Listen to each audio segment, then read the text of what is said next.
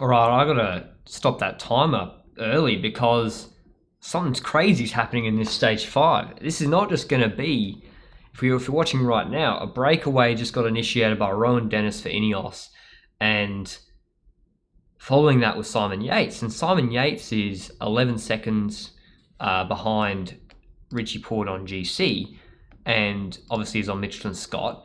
And I think that was sort of the benefit, I guess, of Mitchelton Scott having two guys, Daryl Impey second, 6 seconds behind Richie Porte on GC, and then they got Yates in fourth.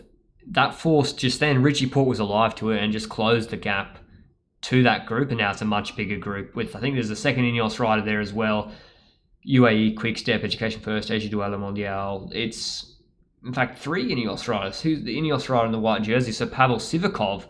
So it's 87 kilometers to the finish. This is a pretty interesting move right now. Seb, everyone report Seb Berwick for trolling to YouTube. I saw you got second at Murray. Is Murray on a Saturday morning harder than this Tour Down Under stage 5? So Mads Pedersen, I'm looking at it right now. Has Mads Pedersen been dropped off the back completely of the main peloton, or is he trying to bridge across to? Because I got no audio at all. Wow, Mads Pedersen's dropped off the back completely. Is he had a mechanical, or what's going on with him? This is a problem when the world champ is a guy who's. I'm gonna have to move this a little bit closer so that I'm not looking at that weird angle anymore. But they've sat up. So the breakaway group is set up now that had Dennis, Sivakov, and Richie Porte and Simon Yates, or one of the Yates brothers from Mitchelton Scott. I guess the aim wasn't to bring Richie Porte with them, so pretty smart for Ineos to just sit up, because I think that was Ineos's move from far out. If they're like, if we can get enough horsepower, Rowan Dennis chopping off with Sivakov, I'm not sure who the other right, whether it was Stannard or Endul in that group as well. If they can chop off, then maybe they could do something special and actually get Sivakov onto the podium or first on GC and Tour Down Under. 90 Ks to go. Is this Jay McCarthy at the back for Bora Hansgrohe? He obviously had a pretty hard crash the other day. Didn't break any bones, but a lot of skin off as well.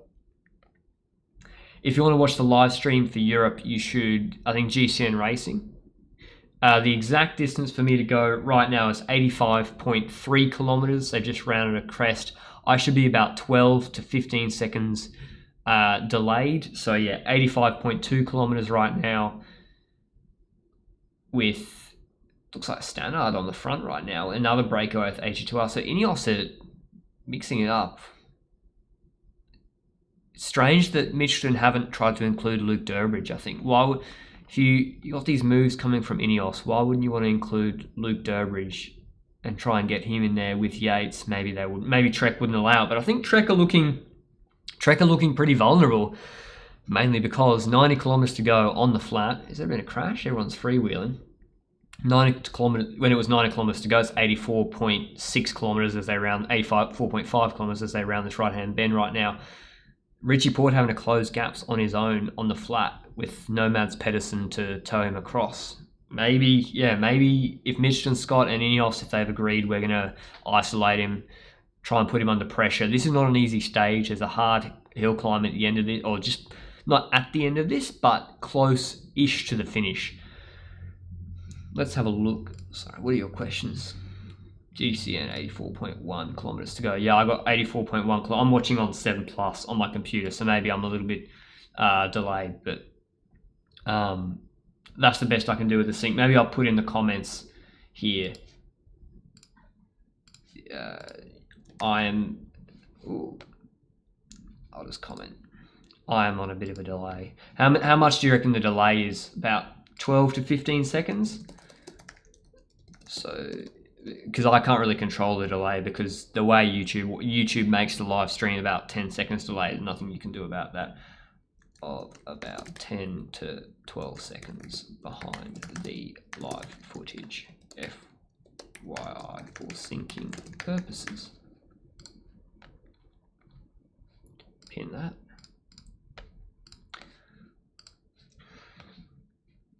Well, let's have a look at this actual stage so we can have a...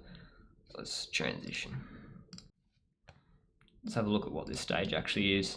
150 Ks to Victor Harbour. Victor Harbour's on the south sort of end of where Adelaide is. So they go directly south, but they wind their way around through Sturt and some hills. It's, again, quite a lot of climbing, over 2,000 metres of climbing in 150 kilometres.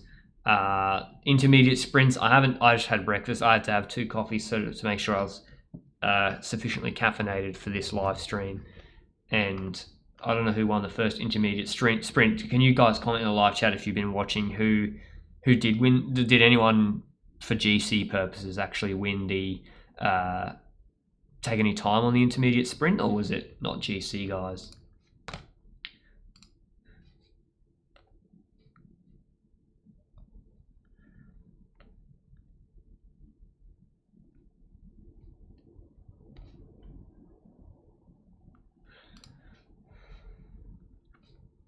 What do we think about Caleb Ewan yesterday?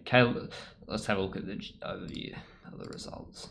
Caleb Ewan, he's looking good, and if everyone noticed, as we see, the finish photo there, did everyone see his sprint position yesterday? How he was, like, his body was less aerodynamic than Sam Bennett, and that's what's crazy, is that he's gone to Lotto Soudal from Mitchelton Scott, and he's pretty much, his position is not as aerial anymore, but he's obviously a way better sprinter now than he was at Mitchelton Scott. And yeah, he was less aerial than Sam Bennett, but just generating way more power, it seems, or for longer, or power to CDA. I don't know, but he's just absolutely flying right now. And he's not beating him in a bike throw either. Like, he's putting bike lengths into Sam Bennett. And once again, Quickstep have got a sprinter in Sam Bennett who is getting, like, Murku gave him a perfect lead out again. And that guy, Murku, he's got to be thinking, what have I got to do to get for my guy to win a sprint? He's putting him in perfect position. Caleb Ewan's just tallying him up. Martin Last looking pretty good. Greipel got in top 5. Jasper Philipsen, I'm pretty excited about him, to be honest. I can't wait to see what he does this season and in the years to come. He's looking really good for UAE. UAE are just a team to be excited about, really. They've just made so many good signings, and they've just got so many young guys to be excited about. It's crazy. But the GC position, hold the phone.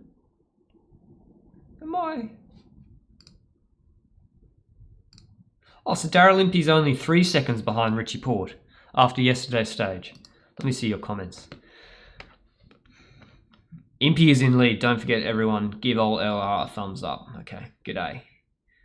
First sprint was Mads Pedersen, followed by Impey.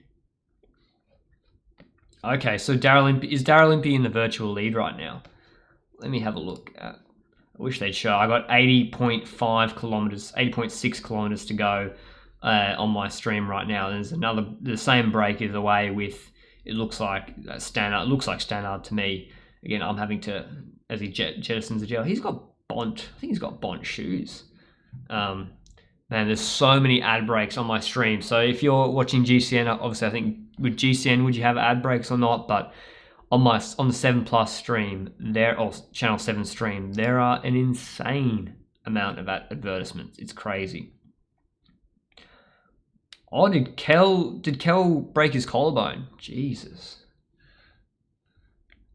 That's no good. So, for those of you who don't know, Kel O'Brien on the Uni SA team, he is part of the Australian track team pursuit team. Uni SA went this year with much more of a sprint-focused team. I think they had, whereas in previous years they have sort of climbers like Hamilton and things like that, but they pretty much took the Australian track team pursuit team. And what's crazy, those guys are probably the favourites for gold at Tokyo Olympics for the team pursuit. And gold medals kind of matter in Australia. Same with, we're similar to Great Britain in Australia. Like, gold medals at the Olympics, big deal, big funding. And apparently he's broken his collarbone, so that is no good for that team. He's a big unit, it's like 6'3", 6'4". Sam Welsford, obviously, on Uni SA, he's their sprinter. if you've watched my Bay Crit videos, you'll have seen Sam Welsford and Kel. They were riding for Lexus Blackburn in those.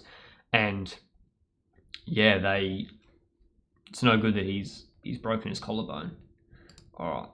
Man, these ad breaks are just killers. And my Twitter, so when I changed jobs, I had to change phone, and so I haven't got back my access to my Twitter account. But let's see what's happening on Instagram. People commenting.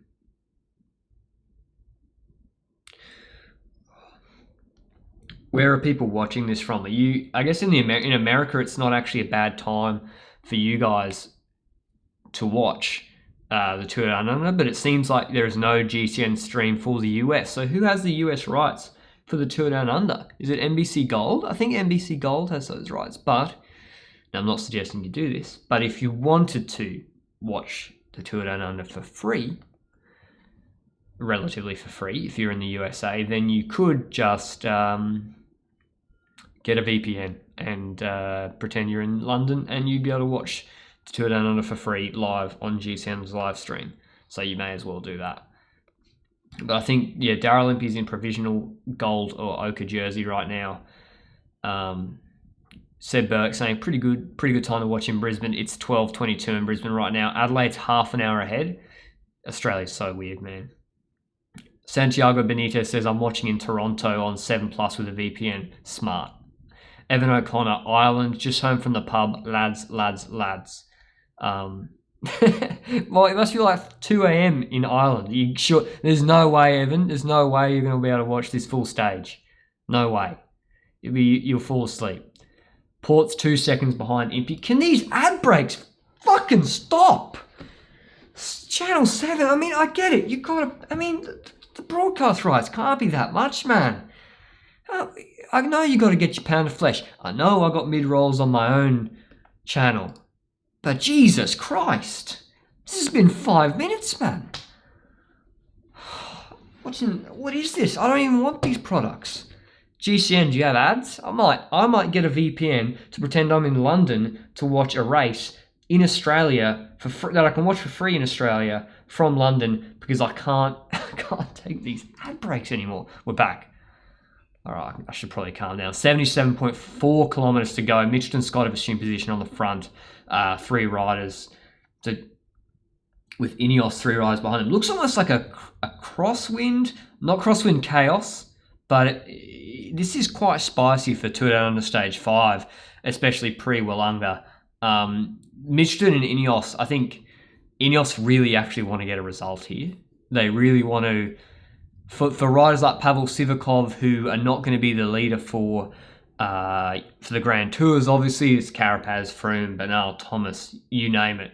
For riders like that, for riders like Pavel Sivakov, when they get the opportunity to be contesting a podium in a stage race, Ineos have made sure, he obviously, Tour de Pologne he won last year, Pavel Sivakov, they make sure they really try, and they have the weapons here. Dylan van Baarle, sure they may not be on peak form, but Dylan van Baarle, Stannard, those are Tour de France level domestiques. So I think this could get really interesting, especially to the back end of this stage, and I really want to see how Porte does under pressure.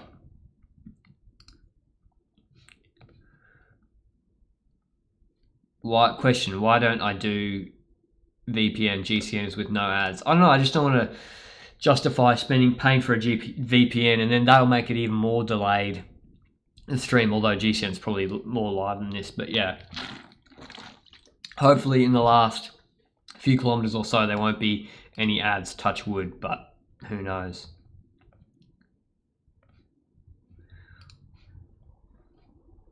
Who have Movistar even got in this race? I forgot Movistar were here. Let's have a look at the teams for Movistar. Transition. So Movistar have Jurgen Rollins. I think he was caught up in a crash. Edward Prades. I mean, I probably, all things being equal, I'd say I follow cycling a little bit more than the average person, the average individual. And full disclosure, I don't know any of these riders on Movistar except for Jurgen Rollins. So that's interesting. Team Sunweb, Robert Powell looked really good in the So that over here on Team Sunweb, Robert Powell looked really good for a big unit in the finish up Paracombe the other day. He came second, beat Impey, and was second behind Richie Porte. Ineos have sent, as they do, quite a strong team as usual with Luke Rowe's there as well. So they got Luke Rowe, Ian Stoner, Dylan Van Baarle. That's a pretty strong squad for this sort of terrain, and Rowan Dennis as well. Pavel Sivakov has a real opportunity here, I think. Astana, they got Fabio Felina, Omar Frail, Lawrence de Vries. He was in the break the other day. Manuele Boaro, Luis Leon Sanchez. He always comes out here. What do we think about Greipel? As we see, looking at Israel Startup Nation's team, Alex Dowsett, Ben Hermans, Rick Zabel, Andre Greipel. I know Greipel came fourth yesterday, but yeah, what's going on with them? I feel like, I know it's probably a little bit mean, but I feel like Israel Cycling Academy is kind of where people go when their career's not going in a very good direction. Dan Martin and co. Olivier Van Pelt, when's race footage? Race footage can happen on this channel when we crowdfund it, I guess. Did I know that race car is race car spelled backwards? I didn't, but now I know that. Sam Bosmans. Edward Prades was good at Caja Rural before, says Rapid as is. Yeah, I have heard of him before. Riker Media says, I think Greipel had his best years, though. Yeah, obviously, it's a bit, people are like, oh, he's Greipel. I mean, he's like 37 years old. Do you all know, hot tip, do you know who won the most professional bike races in the last decade? It actually was Andre Greipel. So, prolific winner, and he's at the tail end of his career, I guess. But what's weird is he seems to be setting good power numbers, similar to what he always has done in the past. As I'm looking at 72.5 kilometers to go. Is this Sam Welsford on the front? Through the San Remo Pasta feed zone. I mean, that is, pretty horrific product placement, as Linda James said. But yeah, Sam Welsford attacked through the feed zone. But the Peloton's really chasing this break super hard. Jay McCarthy, I don't think he's 101 at the back of this group. Jay McCarthy, I've barely ever seen someone look more uncomfortable on the bike. And I don't really get it. Like, he crashed at like 70, 75 Ks an hour. His body, like, he lost a lot of skin off his back and his arms. What's the point, man? Like, 200 World Tour race, I get it. Like, it's not important, but it's not the Tour de France either. If you're really banged up, I'd pull out. But probably that's why I'm not a professional cyclist, because I'm a little bit of a sook. As another attack comes out of this breakaway group. So there are so many attacks right now. Mads Pedersen's finally, Mads Pedersen doing your job, moving up to the front of that group. Another Ineos rider has gone. So Ineos clearly have a really strategy here of getting one of Luke Rowe, Dennis, Stannard into the break, and then maybe getting Sivakov to bridge across to them, maybe on the next punchy climb. But that Ineos rider is looking to see who's come with him. There's one Agiduela Mondial rider and a CCC, and I think a Quick-Step rider as well. But yeah, as we're still now looking at the back of the peloton through the feed zone. We don't really have good motorcycle footage with 71.1 kilometers to go. Motorcycle footage from the front end. Who's number 64? Let's see if it will tell me. This is Luke Rowe. So what Ineos have done is they first went with Rowan Dennis. Then they went with Stannard, I believe. Correct me if I'm wrong. And now they've gone with Luke Rowe. So they're rotating through their domestiques. I shouldn't have done that. Here we go. Sorry, apologies. They're rotating through their domestiques to basically try and get someone in a break and get that break actually have some separation. Let's have a look at the comments. So there's a lot of comments. Movistar, surely you know Enric Mas transferring from Quick-Step. Hold on, no, is Luis Mas? That's not Enric Mas, is it? At Movistar, or is that his name?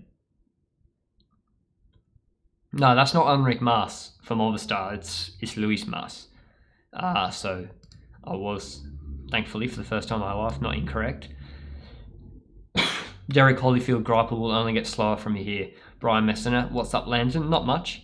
It is so hot in Brisbane right now. I went for a ride this morning with one of the Nero guys. I'm not sure, probably some of you do watch Chris Miller's cycling channel. Nero guys, but Jay Vine, one of their riders, good climber, was here in Brisbane. He did Australian Nationals race, met up with him, had a chat. Santiago Benitez, more commercials.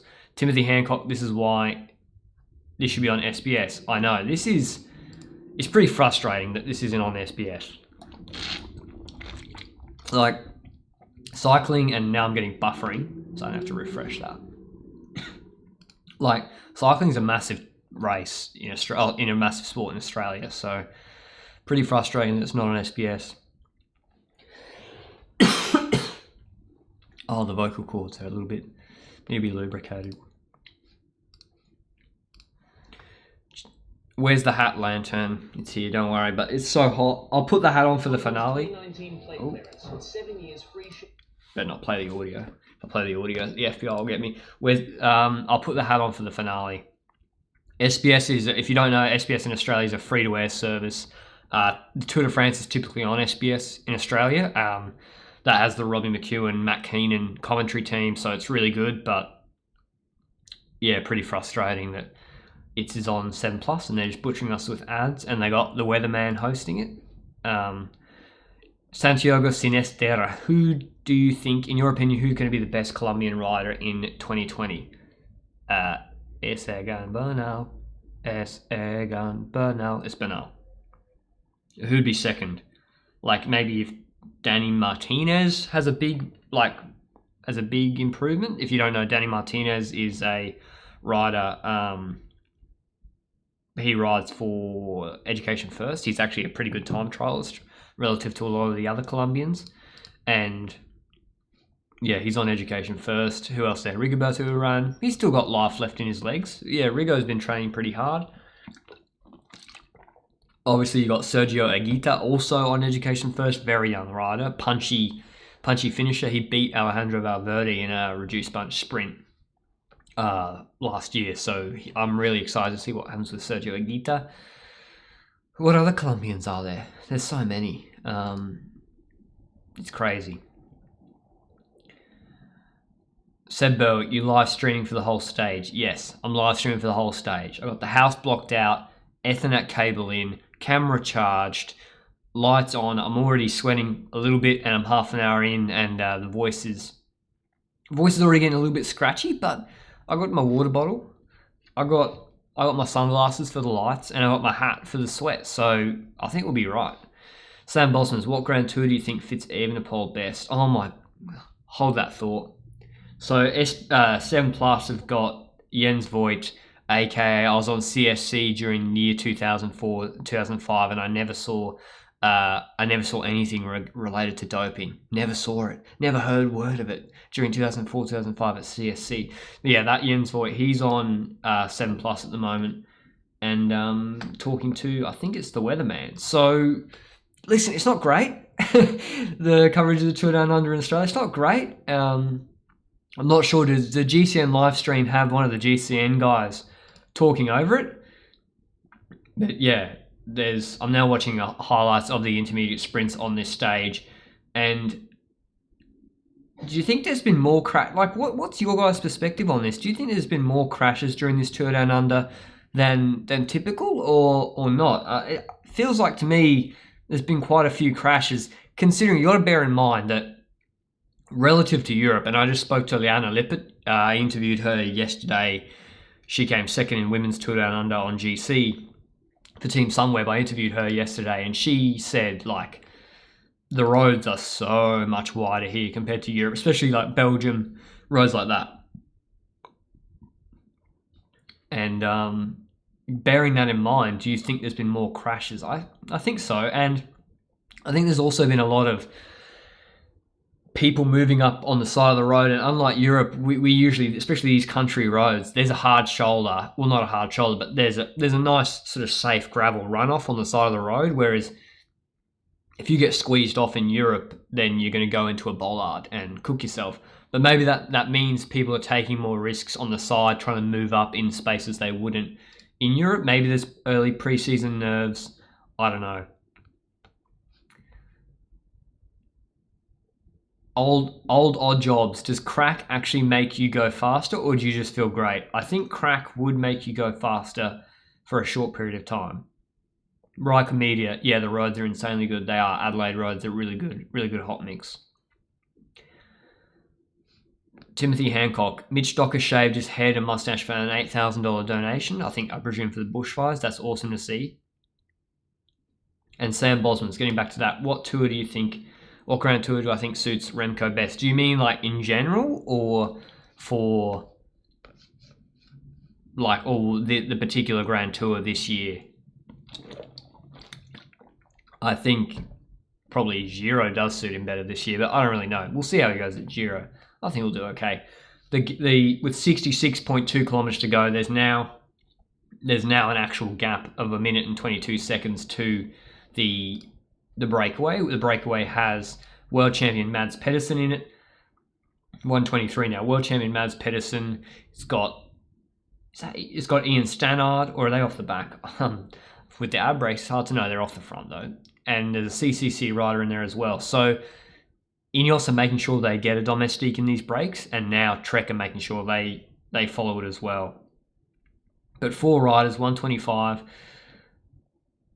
It's interesting, like what's the purpose of this? I know the finish is, let me have a look at the stage information. The finish is at about 130 kilometers in. There's a King of the Mountains, there's a climb up Kirby Hill, average gradient of 6%. So leading into that in the initial flatter section, it might help to have someone with you, or if you get a big enough gap over that, especially there's a descent afterwards and then a 8 to 10 kilometer run into the finish. So, I mean, where are we now? Right now, it's with about 60 Ks to go. They're showing highlights again of Sam Wilson going through the feed zone. Hold on.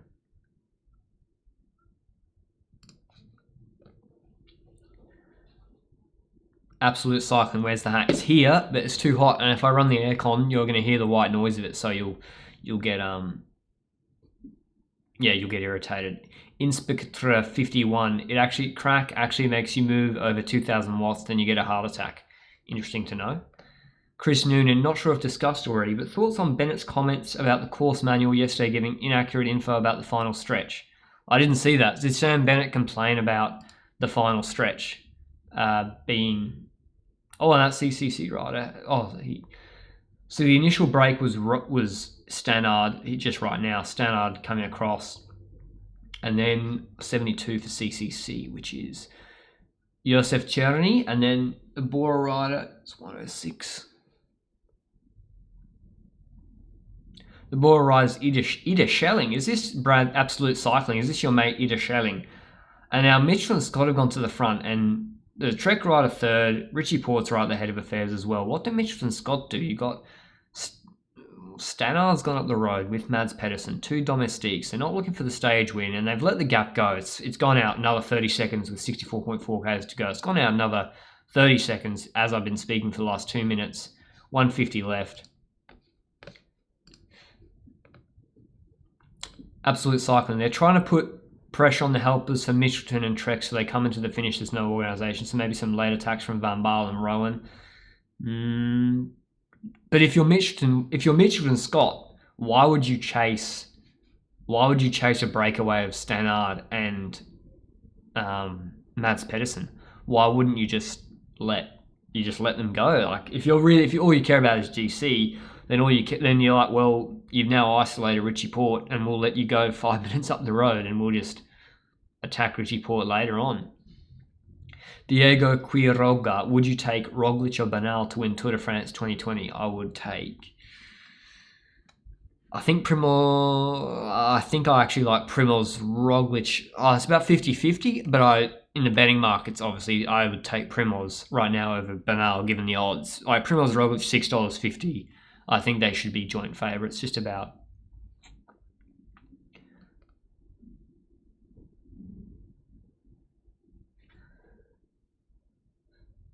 Jack Weissenberger, thoughts on TGV La Familia doc? I'm going to do a review video on La Familia. I'm in an ad break again, by the way, which is why I'm not necessarily talking about what's exactly happening. And I spoke to the communications director at TJV. I said, oh, really like the documentary. I'm going to do a review video. Can I show a few snippets? And they were cool with that. So that video will be coming up this week.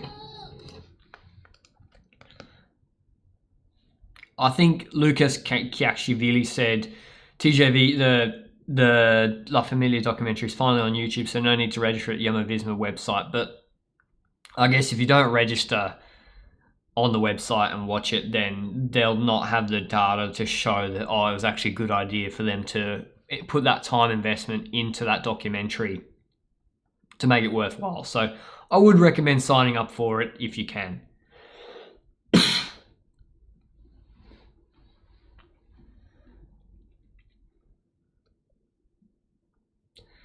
Matthew K suggests that the strategy for Trek and Ineos is they will get Mads Pedersen or Stannard to wait to be ahead of Porte and Co on the climb, because they probably get dropped on that climb, the domestiques that is, and then pull after the climb to the finish to try and elongate that gap. Yeah, that sounds about right.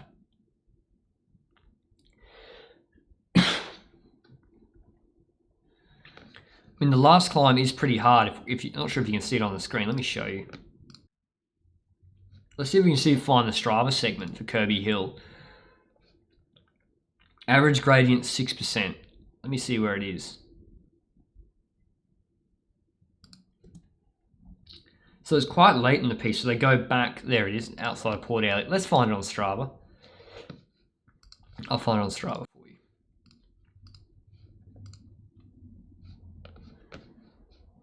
I'm not showing you my login details. We'll transition out of that.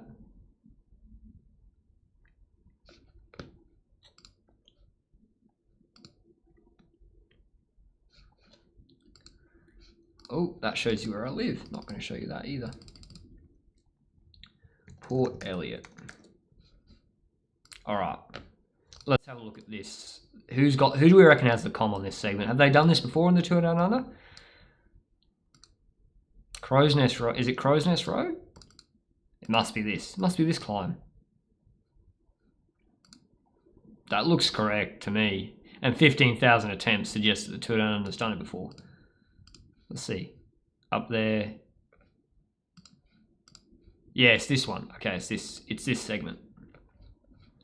Lucas Hamilton, 8 minutes 21 in January 2016. Yeah, Tour Down Under's done this before. So that's so Nathan, welcome. A verified channel checking in. Thanks for watching. Thanks for watching, everyone. We've got 145 people here. Share it if you want, the live stream if you're enjoying this. If you like the background noise, bit of a chat, bit of a live chat as well. I think it's always good. The gap's gone out, 60.5 Ks left. The gap's gone out to 2 minutes 15. So Mitch and Scott are not chasing this break. And I don't think they should waste their time. To be honest, they could burn all their matches right now, but I don't think it's worth it. I think it's better making sure they have enough helpers for Impey at the end. The provisional GC is Daryl Impey 2 seconds ahead of Richie Porte, and then 9 seconds ahead of Rob Power for Sunweb. Simon Yates' teammate is 13 seconds behind in fourth, and George Bennett's about 15 to 16 seconds in fifth. Team Jumbo-Visma rider. There's a breakaway up the road with Josef Czerny for CCC, Stannard for Ineos, Mads Pedersen for Trek. So Stannard's obviously riding for Pavel Sivakov. I think he's in the young riders white jersey, and Mads Pedersen, world champion, is riding for Richie Porte, currently in the ochre jersey, but provisionally not in the ochre jersey. And Ida Schelling is the rider for Bora Hansgrohe on the back of this group. Not a typically very well-known rider. But this Strava segment is the hill that everyone's worried about. So it looks like just over an 8-minute climb. I wonder how quick they'll go today. Will someone do 400 watts for 8 minutes? One of the climbers. It's crazy how you see the bigger guys like Tobias Ludvigsen, 475 watts for 8 minutes 30. Chris Hamilton and Lucas Hamilton, they were originally on the Uni SA team back in the day. Number 14th best time ever, George Preidler. Comment in the live chat if you know where George Preidler is right now. I really want to do an interview with George Preidler. I think that'd be pretty interesting. But let me see the live chat.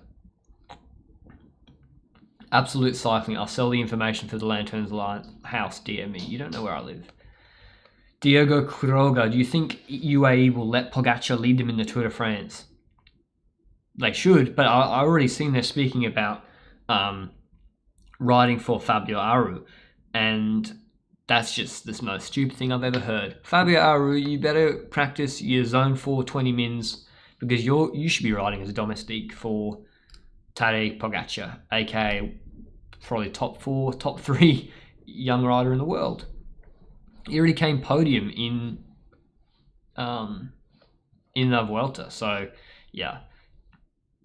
Job Herman says Ida Schelling could break away at the climb, but I do not see him getting to the finish solo or with the escape group. Yeah, the problem is the finish is, as we look here in the stage information, the finish is not right after the climb. There's another 20 kilometers from the top of that Kirby Hill to the end of Victor Harbour. So even if they do get a pretty big break, or even if Ida Schelling puts maybe 10 to 15 seconds into them, the sort of like riders like Mads Pedersen and Stannard will be able to drag that back pretty comfortably, I think. So 58.0 kilometers to go. Gap is at 2 minutes 12. Mitchelton are holding that pretty steady now.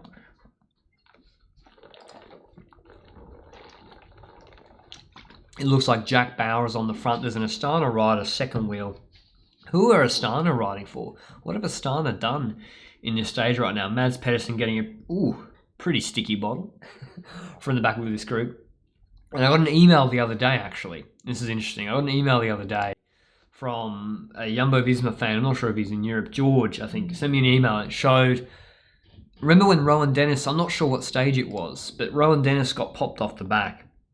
I had a mechanical or something. And one of the, I think it might have been Rowe. I think it was Luke Rowe. And he called the team car through. And the team car came around, not for a bottle or anything like that. And he called the team car through to come in front of him so he could draft the team car. And did anyone notice anyone getting suspended or time taken away from them? Yeah, I'm still mad that people disagreed with me on the Niels Eckhoff thing. Like, if you obviously, everyone watching this right now, you watch cycling. Like, really watch cycling. You don't just watch the World Champs and the Tour de France. And you know that stuff happens every single race. It just is what it is. So the gap has now been held constant for 5 kilometers at about 2 minutes 17, 2 minutes 15. So this break should make it to the base of the climb ahead of the peloton, unless Mitchelton Scott really decide to pull it back. But I think Mitchelton Scott just don't want to let it go out of control, which, I mean, if I was Mitchelton Scott, I would I'd pretty much just let them go 10 minutes ahead. Like, what's the point in sort of burning Jack Bauer and then keeping it at 2 minutes 20, and then they're still going to be ahead of you on the climb, so effectively Ineos strategy or Trek strategy is still working. Jai Fialka, is Welsford going to carry you on search on COD again like that one night we played? Well, yeah, I need Welsford. I need the Tour Down Under to finish so that Sam Welsford can carry me in Call of Duty Search and Destroy as soon as possible, because I've not been playing Search and Destroy too well at the moment. Yeah, Domination, Hardpoint on the small map, Shipment and Shoot House. Sure, I'm crushing. And I always crush those, but Search and Destroy, the reaction has just not been there, and the transition from that fast-paced rush on those smaller maps, it just gets me unstuck on Search and Destroy. So yeah, I need Welsford to carry me. Cohen Wood, this is off topic, but check Contador's Instagram. He has a post of him doing 458 watts for 20 minutes on a trainer. He shows the data. Cohen, is that today? I saw Alberto Contador. Let's have a look. Let's bring it up. We'll bring it up. What's Joe Rogan's guy that he calls? Saying bring that up. Let's have a look at Contador. How funny is it that Lance Armstrong comes up and the first thing I look on Instagram? Eventually on one of these live streams, I'm going to make a mistake and show you guys like my personal details. It's just inevitable at this point.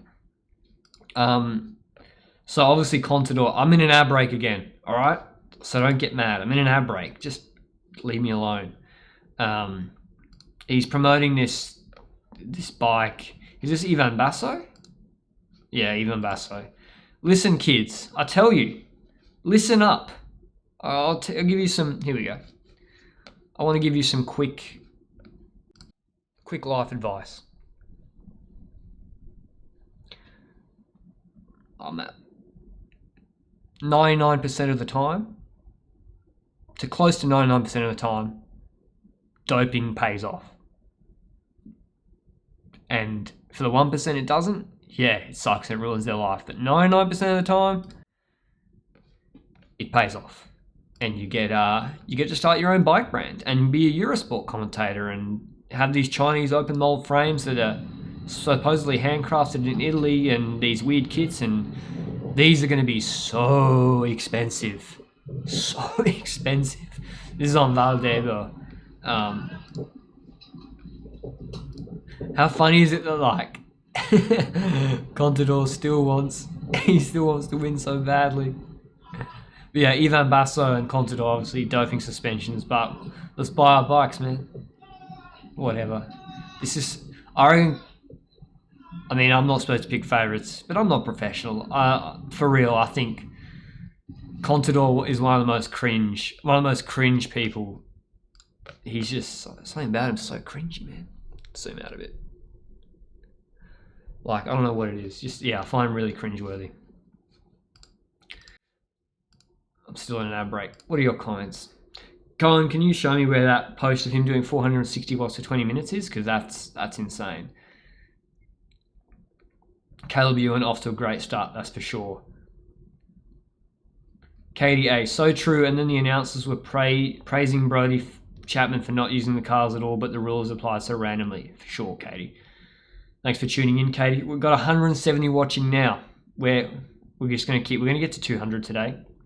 Matthew K, Churn only 2 minutes behind GC lead. Not a real threat, but can't let a 5-minute gap. Yeah, but they'll gap him on Willunga. But yeah, I guess not a 5-minute gap. Snipes. That's so Nathan. Snipers only. Cohen Wood. It's a while ago that Contador did that 460 post. Brendan Chin, A+ sense of humour. The thing is, like, I'm a pretty funny guy, but about this, I wasn't joking. Like, kind of irritates me how, kind of irritates me, the Contador thing. I just find him just real cringe, man. Michael Landry, I'd pay $50 a month for you to live stream every race this year. This is, I mean, like, I talk a lot of shit, you know, and I complain about Phil Leggett and whatnot, but it's really hard to speak. I guess I make it hard for myself because I'm doing this solo, and I don't get a break at all, like, to throw any idea off someone. But yeah, doing this is hard, especially Tour de France. That's why Matthew Keenan and Robbie McEwen are the GOATs. Those Tour de France stages, when you're 2 weeks in and it's like a transition stage and nothing's happening and it's 200 kilometers and you've got a sprint later and then nothing happens for 5 hours, they've got to talk that whole time. I know they got ad breaks. I know they got the little... Oh, sorry, my voice is cracking, so let's get the sunnies on. I know they got the churches and stuff they can talk about, but Jesus, I don't know how they do it, man. I don't know how they do it. But respect to them for it. I guess they're getting paid. And I don't get paid a single dot. These live streams don't make me any money. Right now on Channel 7 coverage, we've got a split screen with the weatherman Tobin interviewing a 3-year-old, maybe it's a toddler, wearing a bucket hat, and now another small child, and I can barely see the race situation. So coverage is going pretty good in Australia right now. I need this to get to the final climb so that I'm kind of excited. It's exciting that there's already GC tension right now in Tour Down Under, Stage 5. Tactics are on play. It's great.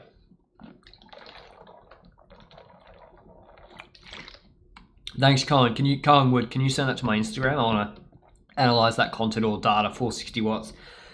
Apparently, now I know this because I'm deep deep in Twitter. Like, we're talking the dark depths of Twitter, where all the soigneurs and stuff. I know the soigneurs Twitter accounts, and they're always posting shit they shouldn't be posting. And I remember the Astana or whoever it was, Tinkoff, maybe their soigneur or their mechanic, and he was speaking about how Alberto Contador's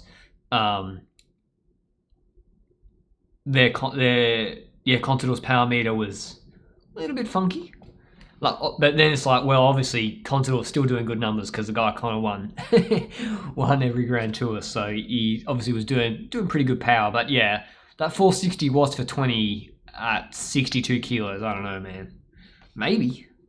What's per kilo is that? 460.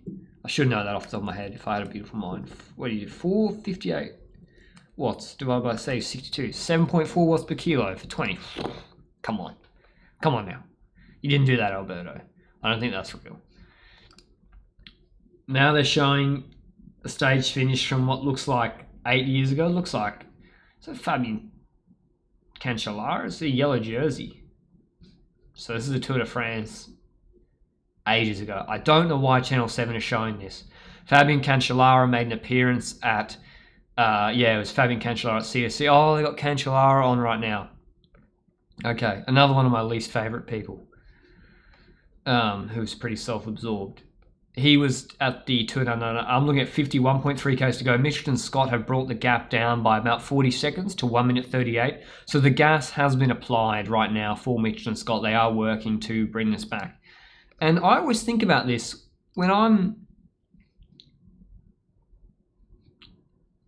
when people are chasing back a break. You got sort of this scenario, right? You got Mitchelton and Scott.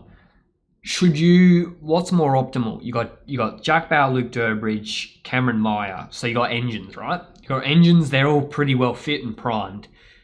Is it better? And I'm sure you could probably see it if you knew their power data and their recovery, and if you knew all of that and had that full information, would it be better for them to each roll a 1 minute turn in a 3-man pace line at the front? Or what I think typically happens, where they just cook one guy and then over and over, and then cook him, he rolls off and he's done, and then cook the next guy, and they don't actually swap turns. I think they'd be able to go quicker with less physiological cost if they rolled shorter turns at the front and were able to recover. And this gap is being brought back really quickly, and it looks to me like Cherney's not doing too much work at all. The CCC guy, which doesn't make too much sense to me. Doesn't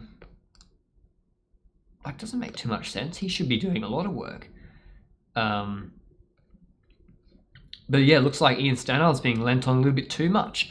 And I don't think Mitchelton and Scott are going, like the last kilometre, maybe they're going up a false flat that I can't really see. I think they might be going up a false flat. The last kilometre for the Peloton was only 41.4 kilometres. So they're not going like 53, 52. They are climbing a bit. Ida Schelling, definitely much smaller guy compared to these other three riders. Like Stannard and Mads Pedersen looks like a junior compared to them. And I think Ida Schelling he looks in good condition, and I think he's not too gassed at all. And I think he wants these guys, because he'd get the King of the Mountains points. I don't know where he is on the King of the Mountains jersey, but this gap it's been brought back a minute very quickly. 49.8 kilometres to go, so we've got just over an hour to go. The estimated finish time is in 70 minutes. I've already been live streaming for about 50 minutes, and now I'm in a good rhythm. I'm feeling good. We got how many people we got here? We got 160 people here. We're in a good rhythm.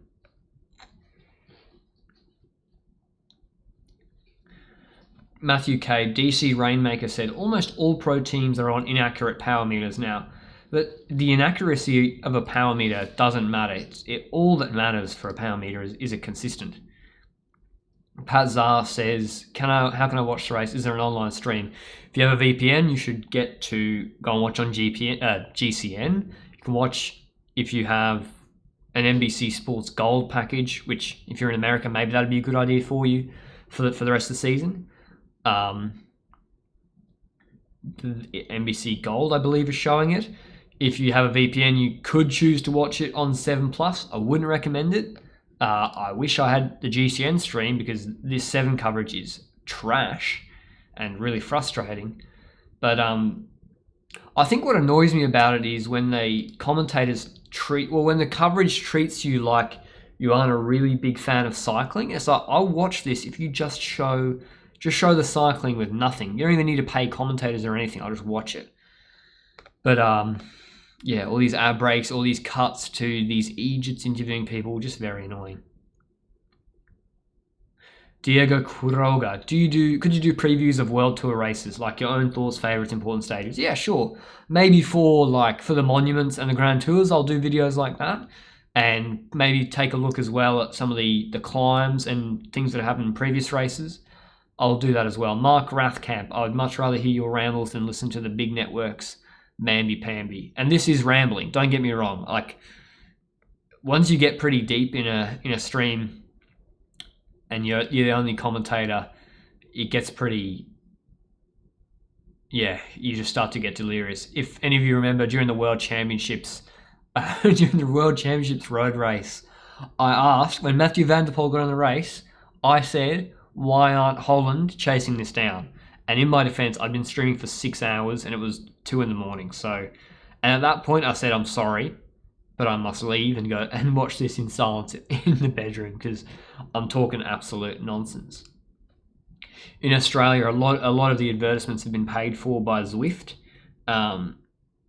which is, yeah, I get it, Zwift. I get it. Like, you want me to use your platform. Let's see. Sorry, I got a lot of people. People are calling me, messaging me. It's tough. It's tough at the moment. You know, a lot of people just. It's tough being a big deal, I guess, is what I'm finding. Lanterne, John Lynn says, Lanterne, is MVDP going to win a monument this year? Well, John, I didn't pay you to ask this. Shush. Jesus Christ. All right, let's have a look at the betting markets, because there are now betting markets for the monuments. And whether you like betting or not, whether you like having a betting on sport, the reason I like to look at the betting markets is because they're an indication of obviously who's the favourite. So Flanders, can you see this? Flanders, Mathieu van der Poel, $3.50. That's silly. That's silly. He shouldn't be $3.50. Bob Jungels, 17-1. That's way too short. Why is Bob Jungels 17-1? Philippe Gilbert's 19-1. Is that because Jungels is one of the main guys for Quickstep? I don't know. I'm looking at Flanders and I think it's a way more open race than these betting markets are suggesting. Interestingly, Geraint Thomas 41-1. That's actually pretty short. I like Nyssen 23-1. I really like Nyssen at those odds. Maybe Wout van Aert if it was 20-1. But Sagan and Van der Poel, I think that's too short definitely for Van der Poel. I'll have to see what condition. If Sagan is looking really good at Volta San Juan, then maybe that 7-1 starts looking good. And Paris-Roubaix, Van der Poel is favourite 4-1 as well, and Wout van Aert is 8-1. So it looks like a.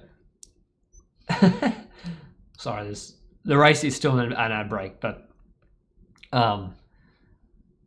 Nicky Terpstra 11-1. What the fuck?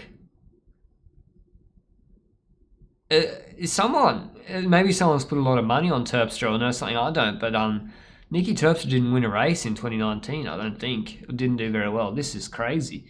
But yeah, Mathieu van der Poel, I don't like that for Paris-Roubaix either. 25% chance anything can happen in Paris-Roubaix, mechanicals, whatever. I don't think Van der Poel races with great race smarts, so who do I like there? I like Nyssen again. I like Nyssen at 23-1 and maybe Matteo Trentin. Luke Rowe at 51-1 I like too. Luke Rowe, great, really good classics rider. All right, enough on Flanders. Back to the race. 45.3 kilometers to go. The gap has been brought down another 30 seconds to 50. There's a 50-second gap in the Astana riders on the front actually contributing to this chase. Does anyone know why. I've been at work all week, so I've not been able to watch the races in full. I'm not pro yet. I'm just an amateur.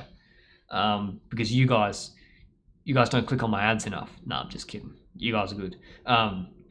48 seconds gap to the breakaway of Stannard, Czerny, Pedersen, and Ida 44.9 kilometers left. Why is Astana chasing? Is that because...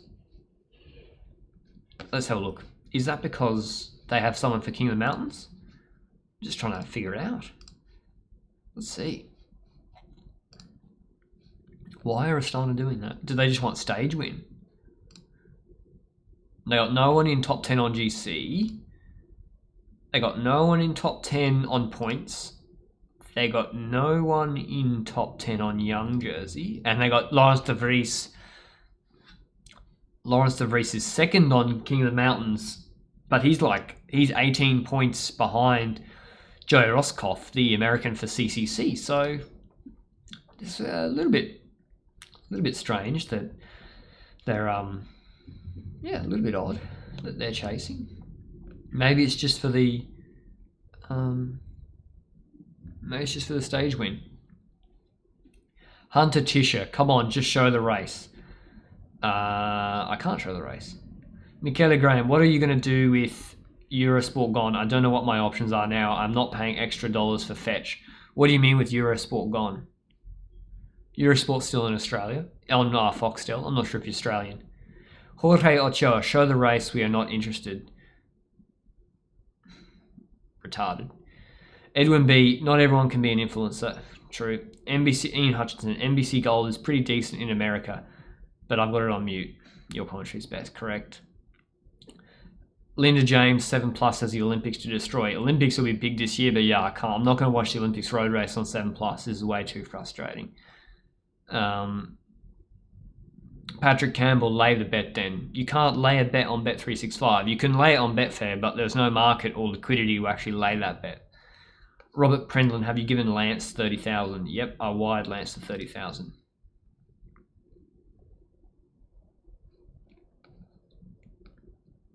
Wait, Eurosport Australia is gone next month, so what? We can't watch racing in Australia? That is super weird. So the gap has now gone out. I think there's something wrong with these time gaps. So it's now gone out another 20 seconds to a minute 10.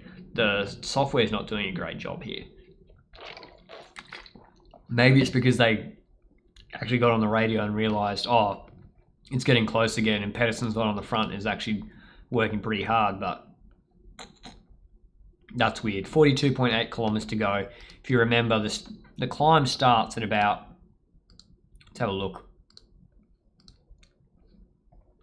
The climb starts with about 120 k's in, 125 k's in maybe.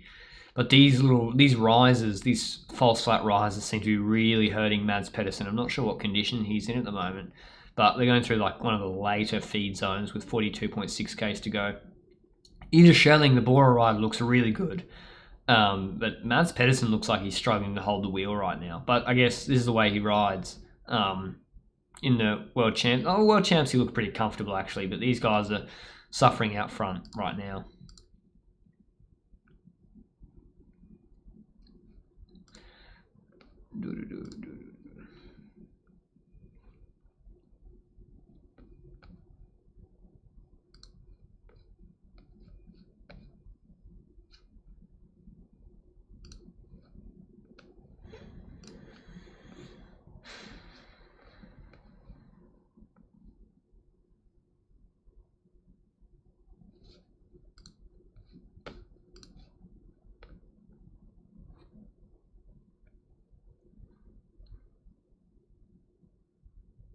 What do I think of the Uni SA kit from Edwin B? Probably not my favourite. Magnus Borlund Dam. I just tuned in for the 2020 season. Who wins Grand Tours this year? On the spot. Well, Carapaz is actually the shortest favourite for Giro d'Italia. Carapaz is $2.50, which is crazy. I think that's really short. So, yeah, that's interesting. Owen Coleman, when is the pro cycling game video coming up? Pretty sure. Shortly, I got to do it. It's this weekend. I got a long weekend, so maybe I'll do that. I'll do that soon. Real Greg Murphy. Do I think there could be even a new Grand Tour, or one that doesn't even have to match the Tour, just the Vuelta? No, I don't. The Vuelta surely barely makes money. Like the Tours barely make money themselves. Yeah, I think there's no, like, cycling's not in a great place money wise.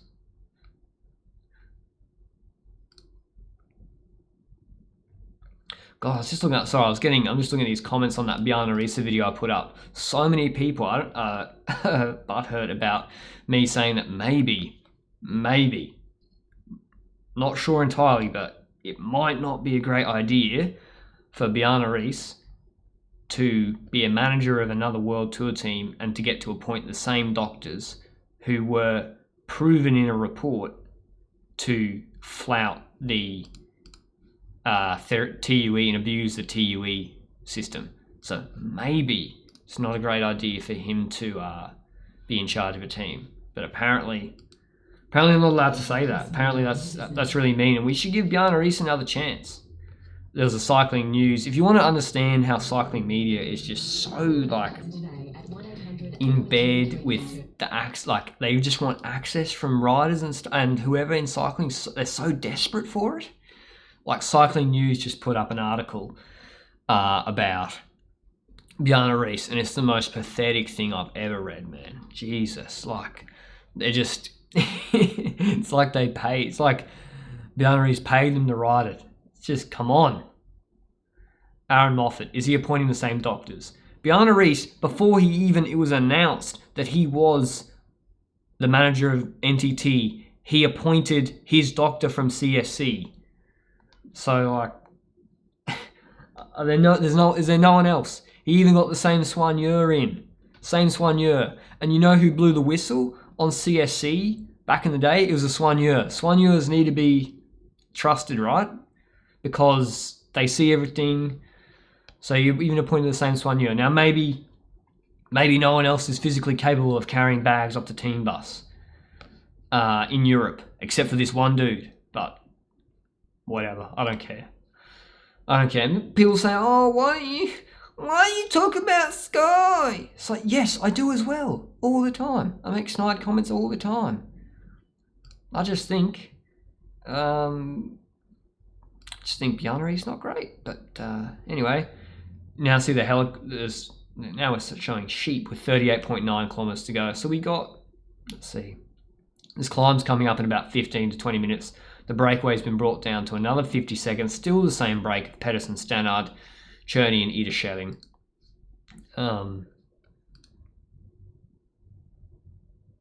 But the last kilometre, they've gone about 48.6 kilometres. They just came over off a sort of false flat climby section. Looks to me like a bit of a false flat again. It's pretty hard work. I don't think it's as hot in Adelaide as it is in Brisbane right now.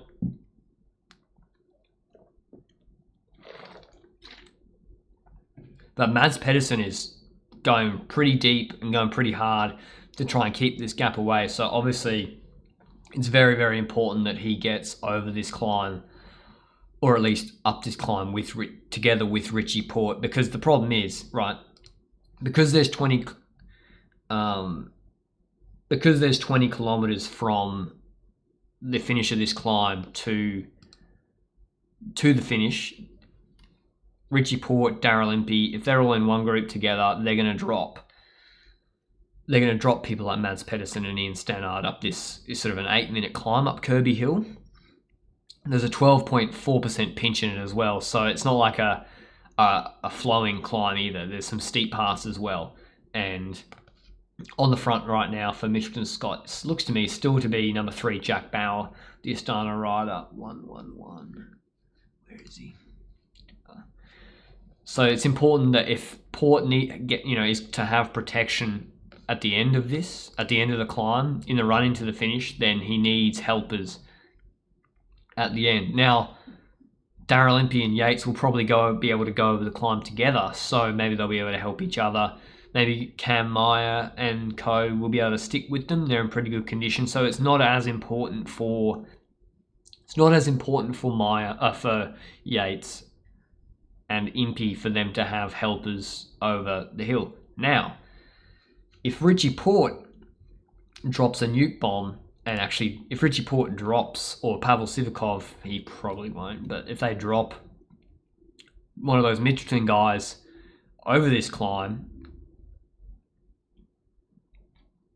then that means they can link up with their domestique afterwards at the base and maybe put a pretty significant gap into Yates or Daryl Impey. But who knows? What we haven't seen, and who's been sort of anonymous in the group and hasn't been asked to really share the pacemaking duties, as that they're now going into Port Elliot and then they'll onto the water at the south of the peninsula, and then they'll come back out and go over Kirby Hill, but with 36.6 k's to go, 1 minute and 3 second gap.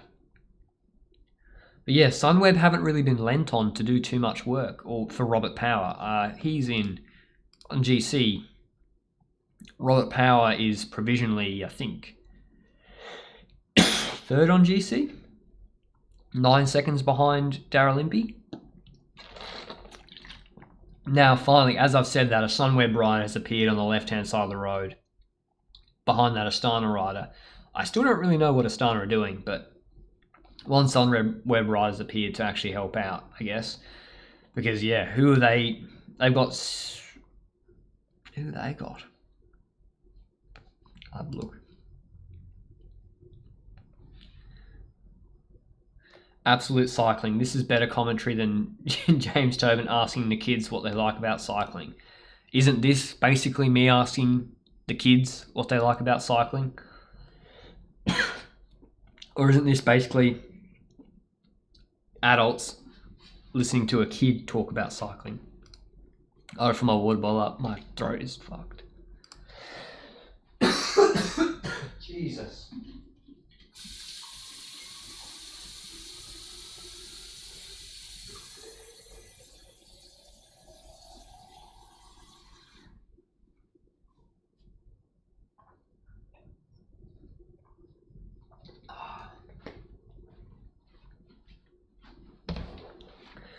$35.4 k's to go. Still 56-second gap. Mads Pedersen's been doing the bulk of the work from what I've seen for the last 5 minutes or so. They're going through the town of Port Elliot.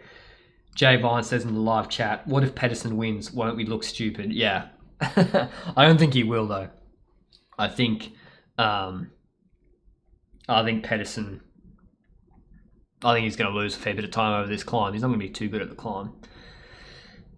Seb Berwick, are you a smoker? No, I've just been... This is what happens when you talk trash for a living. When you talk trash for a living, your throat eventually gets a bit sore. Cassius Anderson, you're a god, Lanterne. Well, Cassius, your grammar is incorrect. Fix it. Nah, just messing. Daryl Impey's on the race radio right now, messaging back. He's got Yates on his wheel, Cameron Meyer in front of him, then Durbridge and Bow. So Michelin has still got a full contingent. And yeah, it's like, this will be a great strategy from Michelin Scott if they can get over this climb with with most of those guys, with Yates and Daryl Impey. And this Astana rider's on the front, still doing more work. And no one in the live chat's really given me a compelling reason why this Astana rider is doing all the work. And Sunweb are just sort of chilling in the background with Robert Power. UniSA in the wind on the right-hand side of the road. UniSA haven't had a great tour down under.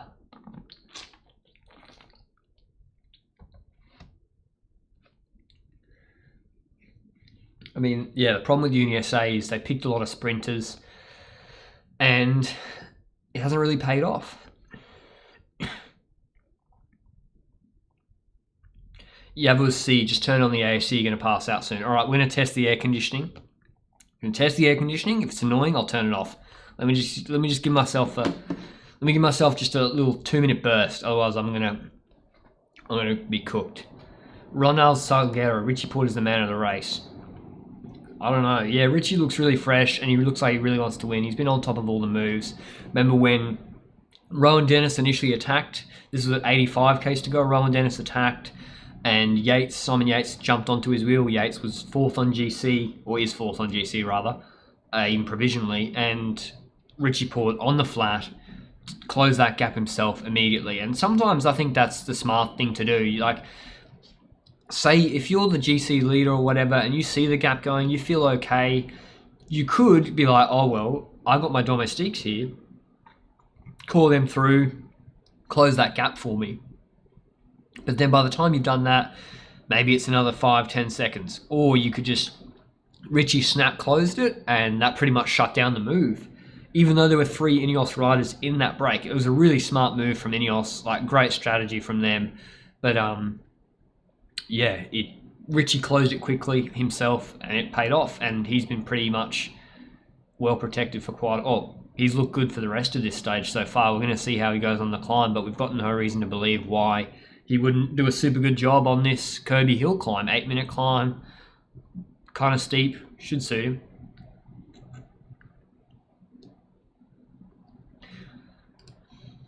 We've got a Bunnings ad break again. That's great. Let's see. Is the air conditioning annoying you? Maybe if I put a noise gate on it, you can't hear it too much. Seb Berwick, Richie Porte going to win the Tour de France. There is 0 chance Richie Porte wins the Tour de France. What are the odds? What are the odds? Is he even here? Richie Porte's 29-1 to win the Tour de France. If anyone wants to put money at 50-1, I'll give you 50-1 on Richie Porte. I'll let you bet up to 1,000 AUD. I'll give you 50-1 on Richie Porte to bet 1,000. 0 chance. 0 chance he wins the Tour de France. It's not possible. Yavaz C says AC is fine. Thank God. Might actually not die during this stream. Moldy Trash says, who are the commentators? Commentators Lanterne Rouge is who the commentator is. No, the commentators on 7 Plus is Phil Liggett, Jens Voigt, and Robbie McEwen. Not great. Robbie's good. And I think Matt Keenan might be he's like taking a break from commentary for Tour Down Under. He seems to be just enjoying the race. And Jens Voigt doing some commentary. James Tobin, he's the Channel 7 weatherman, is doing sideline interviews with children. 31.6 k's to go. The break is still up the road. And we got some Aegis cutting. Oh my God, so annoying. Show me the race. SB Motors, Brailsford, Aaron Moffat. I'll take that bet. Aaron Moffat, you'll put 1,000 on Richie Porte 50-1 to win the Tour de France. No, come on, man. It's not going to happen. But I do agree with you, Aaron, that Keno is king. I'm not sure if Brailsford travels to all the Ineos races. I know that Bjarne Riis, I think, has come to the Tour Down Under so that he could do that interview with Cycling News. But Brad Soden, or Absolute Cycling, Seb Berwick, what do you think of the DS in the car for Andrew Christie for Uni SA? What do you think? Can I watch the live stream on Tiz? What is Tiz? Is that Moldy Trash? What is Beetlejuice Green Incognito mode? I legit reckon Rowan Dennis watches my content, by the way. FYI. Not right now. He's obviously not watching this live stream as he's in the bunch, but occasionally he'll watch it. That's why he got Adam Hansen to have a go at me. Mads Pedersen. Cherney's been not doing too much work compared to Stannard's been sitting on a little bit. I think Mads Pedersen's performed the bulk of this work in this break. I think it matters more to Pedersen that he is over this hill to help out, over this next climb to help out Richie Porte. Sorry, in transition. There's your odds for the Tour de France. What do people think about those odds initially? Egan Bernal 350, Primoz Roglic 525, Alaphilippe 21-1, Dumoulin 7-1. I don't like any of those odds. I think they're all. I like Roglic so much more. Like Geraint Thomas, I don't think is winning nothing. Demandred, Tor Hushovd is king. Now, I was just speaking about this too with Jay Vine this morning. It seems like riders like Hushovd and Christoph, they're getting isolated a lot more by sprinters teams, and they're not like, this is a sort of stage at the Tour Down Under that you'd see a rider like Tor Hushovd, who he like somehow managed to get in a break, get over the hill just with maybe some of the breakaway companions, and then towel them up in the finish. But yeah, this is, you're not seeing that as much anymore. Maybe riders are trying to isolate those, other riders are isolating those town sort of riders earlier. And now they're making their way out of town with 29.4 kilometers to go, 46-second gap. They're making their way out of Port Elliot up to the Kirby Hill, which is 8-minute climb. It's got a steep pinch in it, 12.2% pinch in it. The Peloton's done 120k so far, and they're bringing this gap down. And Astana have come up actually now with 2 riders on the front. 2 riders on the front trying to pull this break back. I don't get it. I don't understand. Don't get it. Ronald Salguero, Tour de France is for Nairaman or Egan Bernal. Where wasn't it? It was Quintana 67 to 1 for Nairo Quintana. It's pretty crazy. Brandon Graney, Pinot 7-1 is wild. Like too short or too long? I think 7-1's okay for Pinot. I don't mind that. I'd take those odds. Remco is 20 to 1 to win Milan San Remo. That can't be right. There's no way Remco wins Milan San Remo. No way. Jeff M, what software do you use for screen sharing? I use Open Broadcaster software.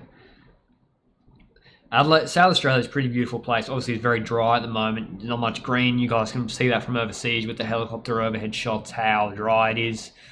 Not much grass at the moment. Australia's been in drought for so long. But anyway, 28.3 kilometers to go, 37-second gap. Well, 28.2. They're bringing this back quickly, because Astana are working really hard, and I think that's made a big difference, is that Mitchell and Scott kind of probably wouldn't have expected Astana to really be so interested in helping out, bring this gap back, bring this break back, and really, like, this is a longish climb. It's not like it's a 4-minute climb either. So a gap of 17 seconds isn't going to be enough. So could this all be wasted effort? I think this could be wasted effort for Pedersen and Stannard. Because if they're, by the way, if they're cooked by it as well by the time they get to the climb, is the climb long enough and steep enough for, if Mitchelton really put the hammer down on this climb, to put 30 seconds or completely drop Pedersen?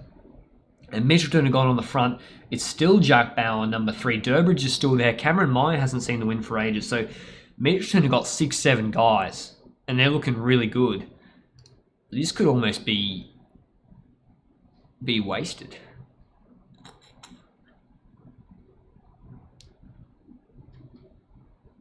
Ian Hutchinson, I spent my life savings on a better painted Madone than Mads Pedersen has. Am I smart? It is what it is. I would say... Man, I wouldn't want to have those Trek Madones. They look like an absolute nightmare to do any work on. To do any mechanical work. Farhan Amran. Mate, you're lagging behind by 800 meters from the GCN stream. Watching this from split screen on my S7 Plus. You need to just pause the GCN stream if that's possible. But I can't, because of the way YouTube works, live streams are delayed. So on my Open Broadcaster software, it's way behind. I'm seeing myself live, but then it feeds into YouTube for them to code it, put it out. There's just going to be a delay. That's just the reality. I don't know how 700 meters is more than 12 seconds, 10, 12 seconds, I guess. You just have to find out.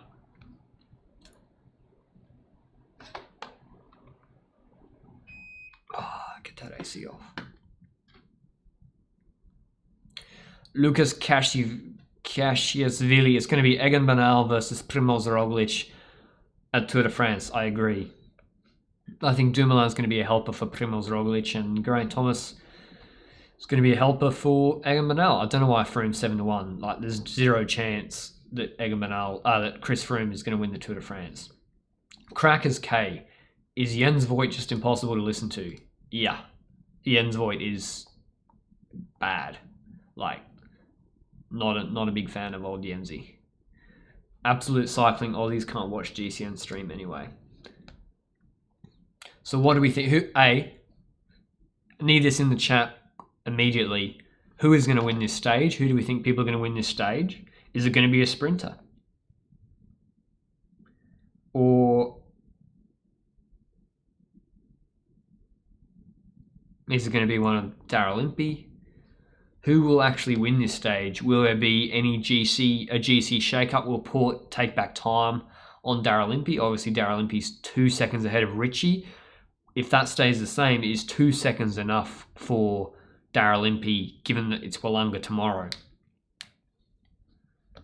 Wollonga tomorrow, I think Richie will be able to put more than 2 seconds into, especially with the time bonuses. So he only has to beat Impey across the line and be, he'll probably come first. He wins Wollonga every year. Moldy Trash says the gap is 1 minute 27. The gap I was just looking at was 37 seconds, 38 seconds. Either the software is completely cooked that they're measuring this gap with, or they're yo-yoing, but I think it's probably the measurement of the gap. Roland Shoemaker, what's the odds on Froome dropping out of Tour de France halfway through? I think pretty high. I think, yeah, it's tough to take that much time off and have that such sort of serious injury. I'd be surprised if he does too well. Ryan, where's the GCN stream? It's on GCN Racing YouTube channel. If you're in Australia or somewhere, you need a VPN so that you can say you're in. If you're in the UK. So the Mitchelton Scott have now split the front of the bunch, 22.9 k's to go. They've been driving it really hard. I don't know. Caleb Ewan is actually in the front 10 riders for Lotto Soudal. He's actually in pretty good position, and he wants to be at the front of this group so that, because if he gets over this climb with the Peloton, he should be favourite to win this stage if he gets over the climb with the Peloton. So he's obviously making sure he's at the front in pole position. It's 2.9 kilometers to go to the end of this climb. I think they're just starting it, or they're on the climb now, but it's not too steep. I think it gets steep later on. Mads Pedersen's still been doing a lot of work. I think my money right now would be on Ida Schelling to take the King of the Mountains points jerseys up this climb. But Mitchelton are really driving it pretty hard, and the Uni SA guys, their sprinters are going to get dropped. Luke Durbridge's second wheel, and the last kilometre that the Peloton have been doing is 53 k's an hour. So they've been going really hard. I'm not seeing a time gap. Maybe they haven't started the climb yet. It's a bit strange because the footage, the broadcast is saying 2.9 kilometers to go to the end of the com marker, but that isn't coming down, and the kilometers to go is sort of frozen on 22.9. They've just gone through a chicane, and I think this gap is only about 15 seconds. The gap looks to me like only 15 seconds. We're not getting any accurate time differences. Ian Stannard's on the front, and they've not really hit the climb proper yet. Can they sort this out? But Mitchelton have this has been pretty smart from Mitchelton. They let the break go, and then gradually, and the break went early. These guys went pretty early, Stannard and co. Let them go, and then slowly let them cook out there and brought it back. And Astana, and what Mitchelton benefited from is Astana doing a lot of work trying to set up Luis Leon Sanchez and make sure that break didn't go too far. And because if you're Luis Leon Sanchez, you need to make, I guess, if you want him to win the stage, you need to make this hard. If it's not hard enough, Caleb Ewan will be in the group, and you'll just, there's no way you'll lose the stage. Where can you see on Pro Cycling? Is Pro Cycling Stats saying on Twitter? I'll open their Twitter.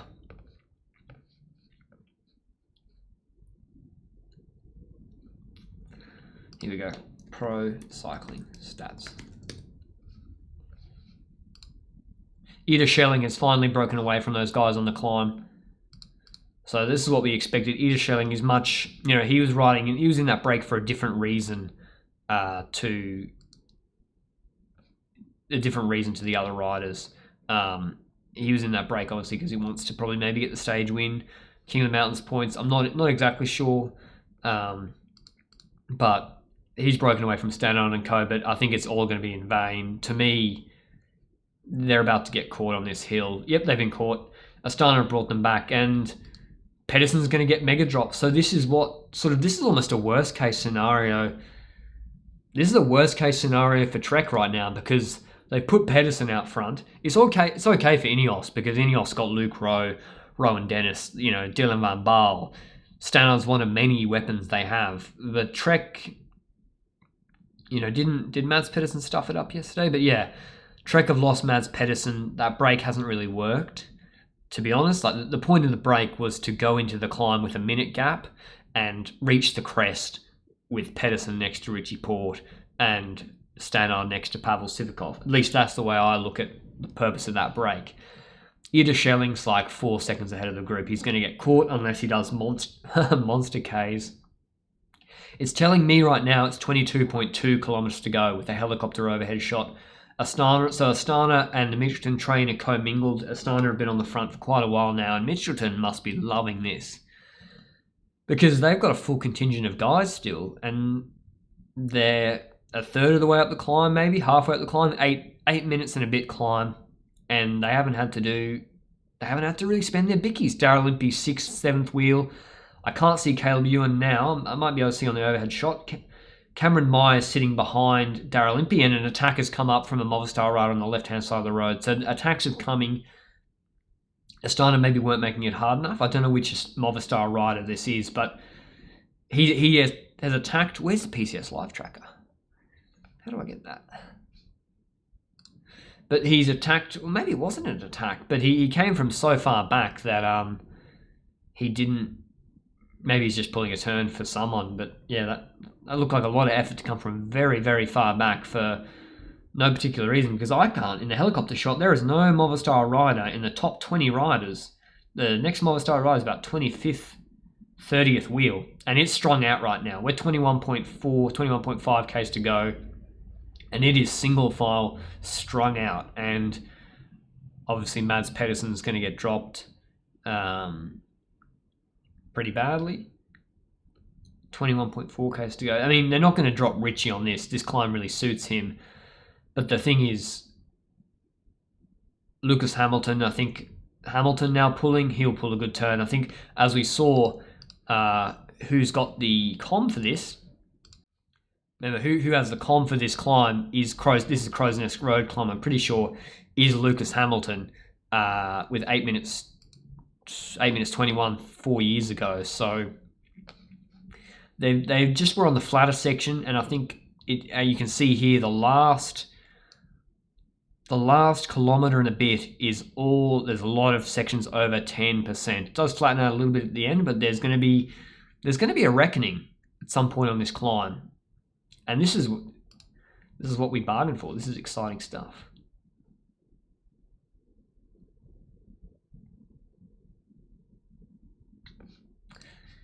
Is he just riding tempo, or is he actually trying to make this super, super hard? I'm not entirely sure. The Peloton's not... It looks to me like a split has now happened. There is now a split in the Peloton. But whether he's driving it hard enough to actually keep that split, I'm not entirely sure. 900 meters to go on this climb, 20.9 kilometers to go. I mean, if they make... It depends what the gap is over the climb. If they can make it 30 seconds and then they have a large enough group and then Mitchelton and Scott are working really, really hard, we need to get Sonny's on because it's go time. If they can make it really, really hard and work hard together, they got Durbridge as well if he stays in this group, although I think he's still there. I think Durbridge might be at the back. He's not in the front four. It's Cameron Meyer, Daryl Impey and Yates are there for Mitchelton and Scott, but I can't see Bauer or Durbridge anymore. I see a lot of Ineos helmets. But yeah, if they can work and... I don't know. Is Pavel Sivakov in that group? Actually, it's hard to see with these sunglasses. Where everyone is. Kursmura says, looks hard, it's strung out. Moldy trash, not Impey looking top. Yeah, Impey looks really good. Impey's now second wheel behind Lucas Hamilton, and Richie Porte's fifth wheel in the Oka jersey. I think there's Owen Dool, Pavel Sivakov are behind him. So Ineos are they're protecting Sivakov pretty well. But riders are dropping like flies right now. I think they're waiting for... Cameron Meyer's been dropped. Cameron Meyer's been dropped from Mitchelton Scott. They need Who's that rider for number 2? Number 2 for me, oh, it's Yates. So this is where the sort of the problem comes in with who's the leader for Mitchelton Scott. Is it Yates or Daryl Impey? Because now Daryl Impey he's sitting behind Lucas Hamilton, and I think they could go hard. And it's split again.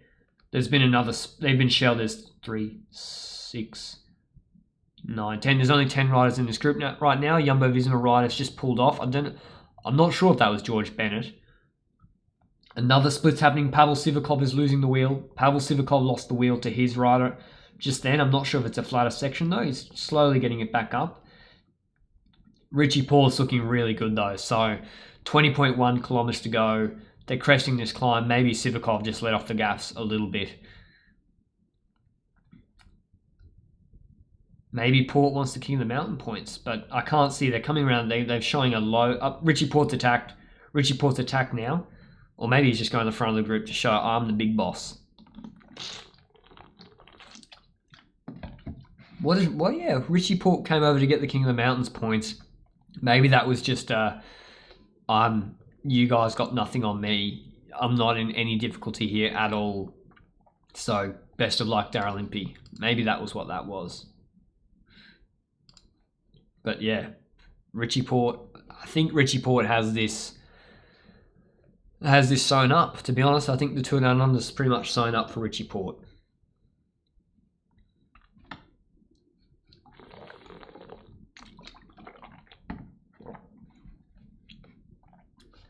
But let's see actually how much gap they have, because NTT are in a group about, looks to me like 25 seconds behind. There's no 19.4 kilometers to go. We've got a descent, and then it looks pretty much all false flat to the finish. So right now, I think this will be 25 minutes to the finish. Might finish a little bit, 5 minutes early. Daryl Impey's now had to go on the front. Ineos have got a full contingent. So how do they play it now? Daryl Impey, I don't know what he's doing, man. What's he doing?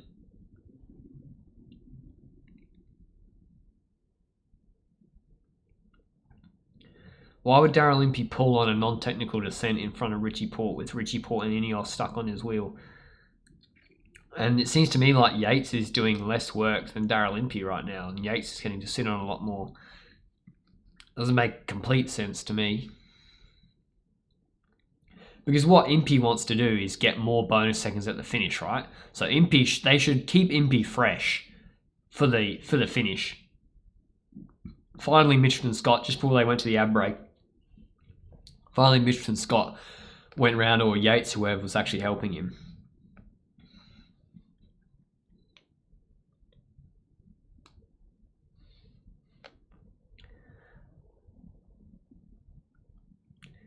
Moldy Trash checked his cycling for the best live stream LR. Well, it's just going to be a false flat descent now. I don't think too much is going to happen on this descent for the next 2-3 minutes. Mitchelton Scott, I think you're going to want to keep, because the reason Mitchelton Scott want to keep this split, right, is because if you don't keep the split and the sprinters teams catch up, then someone else will get the bonus seconds. Caleb Ewan, whoever. Caleb Ewan probably got mega drop, but someone else to get the bonus seconds. You really want Impey to be beating Porte across the line and preferably getting the maximum bonus seconds. So that's why Mitchelton Scott will want to keep this split and keep the pressure on. So over the King of the Mountains sprint, Richie Porte 10 points, Lucas Hamilton 6 points. So I think that maybe if Richie does win on Wollonga tomorrow, it's possible that he could win, let's see, win the King of the Mountains jersey. Let's see. Stage 4.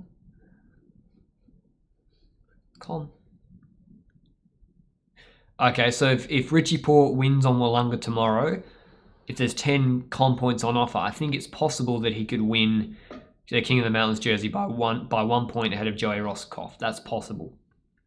But I'm not entirely sure. Because maybe there's an intermediate King of the Mountains point in tomorrow's stage as well. Let's have a look. Show me the photo. So tomorrow there's... Is that the comp point, the second ascent of Wollonga? I'm not sure. We'll have to look. But there's no, in my mind right now, there's no way that Richie's not going to win on Wollonga, I think. He's looking way too good. But provisional GC... Hold on. What is the situation?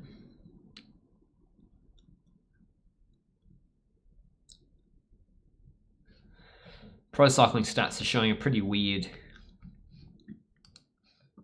like race situation. They've got right now 12 riders, I think, with Daryl Impey, Lucas Hamilton, Richie Porte, Dries de Veenens, Rowan Dennis, Dylan Van Baarle, George Bennett. I thought Pavel Sivakov was in that group too, and also Yates was there as well. I think there's more than those riders that they're showing on the screen. And the Jumbo Visma rider is George Bennett. And he's trying to keep the pace high. Maybe he's trying to create a second split. But I think Yates has been sitting on a lot more and been putting, I think, too much pressure on Daryl Impey. 16.1 kilometers to go. Impey's at the back of the group. Ineos are really well represented, so I think it's up to, maybe if they want to put pressure on Porte, it's up to them to use Rowan Dennis and Dylan Van Baarle. But if they don't keep the pressure on, the Peloton's chasing really, really hard with 15.9 k's to go. You can see the chase behind is strung out.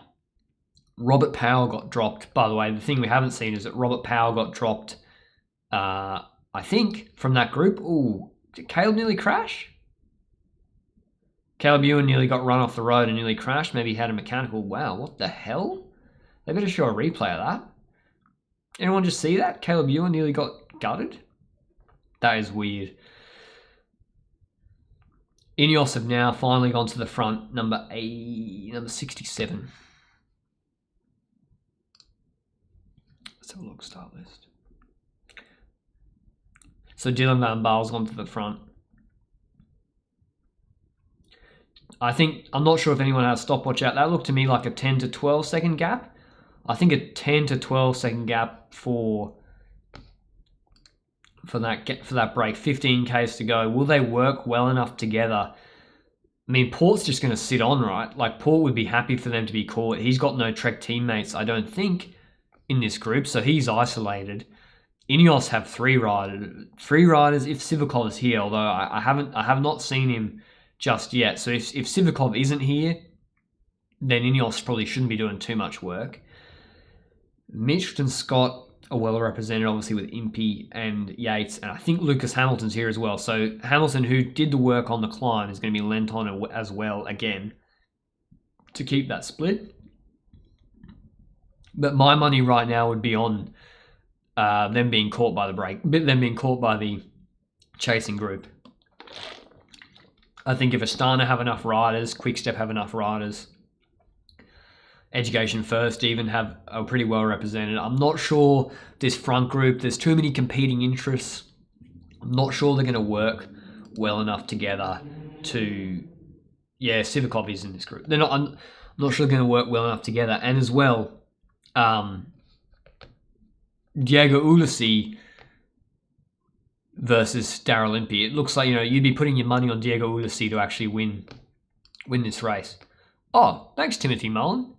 This is the first time anyone's ever paid me money directly to talk about cycling. Appreciate that. $3. I paid for my coffee this morning. But 13.1 kilometers to go. And by the way,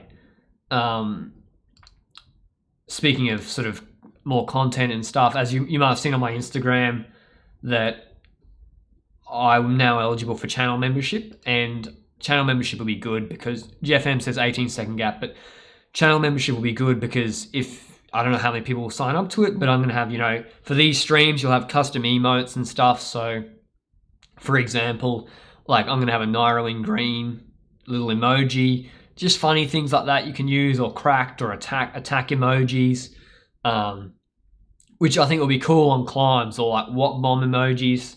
I know it sounds juvenile, but I find that sort of stuff really fun and enjoyable, and I think a fair few of you people will as well. So 12, but enough of that. Channel membership coming soon. That's so Nathan's doing up the custom emotes when I tell him which ones to do. Diego Ulissi is the favourite, I think, in this group. 12.1 kilometres to go. It's telling me the gap is 24 seconds. Daryl Impey sitting on Richie Porte's wheel. Richie Porte is looking to see where Daryl Impey is at all times. If this group stays away, I think my money would be on Diego Ulissi. But it's a quick downhill, so yeah. Joseph Baxter, will you refund my channel membership times 50 when Porte wins the Tour? I'll give you $500 if Porte wins the Tour, Joseph. Sivakov is confirmed in front group. You can see on the screen, I've realised a good second screen is this Pro Cycling Live tracker. So Matteo Cataneo. So if you don't know, one of the quick step riders in this group, this is Mattia Cataneo. And I believe he was on Androni Giocotelli, the red team that Egan Bernal was on before he moved over to Ineos. They're sort of a feeder Italian team that they got a lot of Colombians too. Cataneo is a really good rider, and I know it's pre-season or early season, but this is a really strong group. Rowan Dennis, Sivakov, Darren, Simon Yates, Richie Porte, everyone's looking good, and they're working together now pretty well. And Sivakov is pulling turns. That's interesting. So Pavel Sivakov is pulling turns. So Sivakov obviously wants to... But how does that work? Because Sivakov, correct me if I'm wrong, Sivakov is behind... Like, him pulling in this group won't get him onto the podium because Yates, Porte and Impey are all way ahead of him on the podium. And 18 seconds, it looks like it's being brought back a fair bit. 17 seconds now, 10.2 Ks to go on my stream. I don't think they're going to make it. I think the chase from behind is too well organised. And you actually see Morku, the national champion for Quickstep. And is Caleb Ewan in this group? Caleb Ewan is in this group, so everyone's pretty motivated to chase. I think they're going to get caught. Does it look like there's a right to left crosswind? Lotto Sudal, I think. Lotto Sudal have a domestique on the front chasing, obviously, for Caleb Ewan with 9.8 left. Right to left crosswind, but now they're turning left, so they'll have a cross tailwind from the right side, from their butt. And this chase is pretty well organised.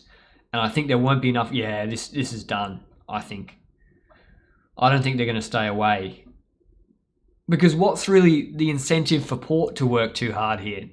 All Porte really wants to do is just stay with the group. Mitchelton Scott, I think Yates is not fully committed to working for Impey.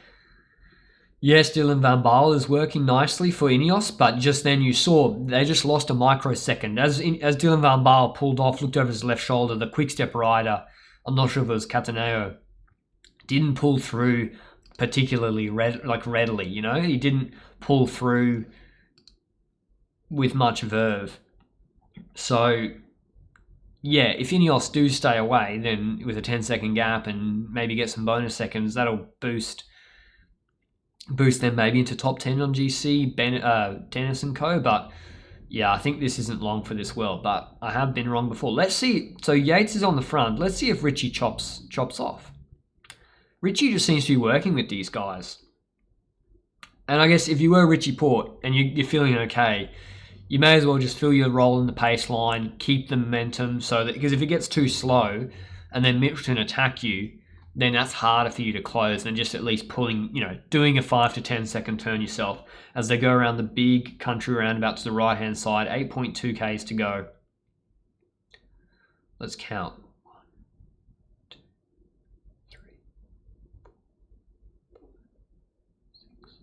I think 8 seconds is the gap. 8 to 9 seconds is the gap, and 8 kilometers to go. So 1 second per kilometer. That will not be enough, I think, to hold off Lotto Sudal and the sprint teams trying to chase pretty hard. Lance Armstrong, mutant donations for special gels. Sivakov is riding for Dennis and Van Baarle. Yeah, you guys are right. Sorry, that's my bad, Joseph and Demandred. That's my bad. I got that wrong. Really, Ineos. That's why Sivakov was working. Moldy Trash says one of the emojis for your light should be faces of Fabio Aru. I agree, that's pretty funny. Mutant donation. Thanks for the donations, guys. Appreciate it. Now you've paid for half my breakfast this morning, but I needed the breakfast to get me through. The reason the Quick-Step helmets are slightly different is because it's a Tour Down Under special, and now Ineos have stopped. They're losing cohesion in the front group. So Daryl Impey has just rolled through, and Mitchelton are finally having to take it up themselves. Ineos left a gap because people were sitting on a fair bit. Now Simon Yates is having to pull pretty hard. Diego Ulissi is the one who should really be wanting this break to stay away, but the problem is Diego Ulissi, and this is done. This is done. It's all over. Because Ulissi doesn't want to work too hard because he wants to be fresh for the sprint. And no one's pulling through over George Bennett, and they're going to get caught now in about a kilometre. Lotte Soudal, wow. Is this a big right to left crosswind? Lotte Soudal, this is strung out. This is now we're in crosswind chaos territory. This thumbnail would pop off if I had this helicopter shot really showing a hard right to left. And I guess with a crosswind, this group it's all over. So 6.3k, 6.4 kilometres to go. Lotte Soudal domestiques have worked really well to bring this back, and they've driven it hard, as you can see, because there's nearly an echelon formed on the left-hand side. Pavel Sivakov Ineos weren't able to really keep them away. Daryl Impey should stop working right now. I don't know what he's doing. Daryl should stop working. Great work from that Lotte rider, whoever that was. Was it Dechen that brought that back? Now it's interesting. Is Power back in this main Peloton group? Robert Power is at the back of the Peloton, so he's back there. Whether he can, whatever he can do to, will there be another split at the finish?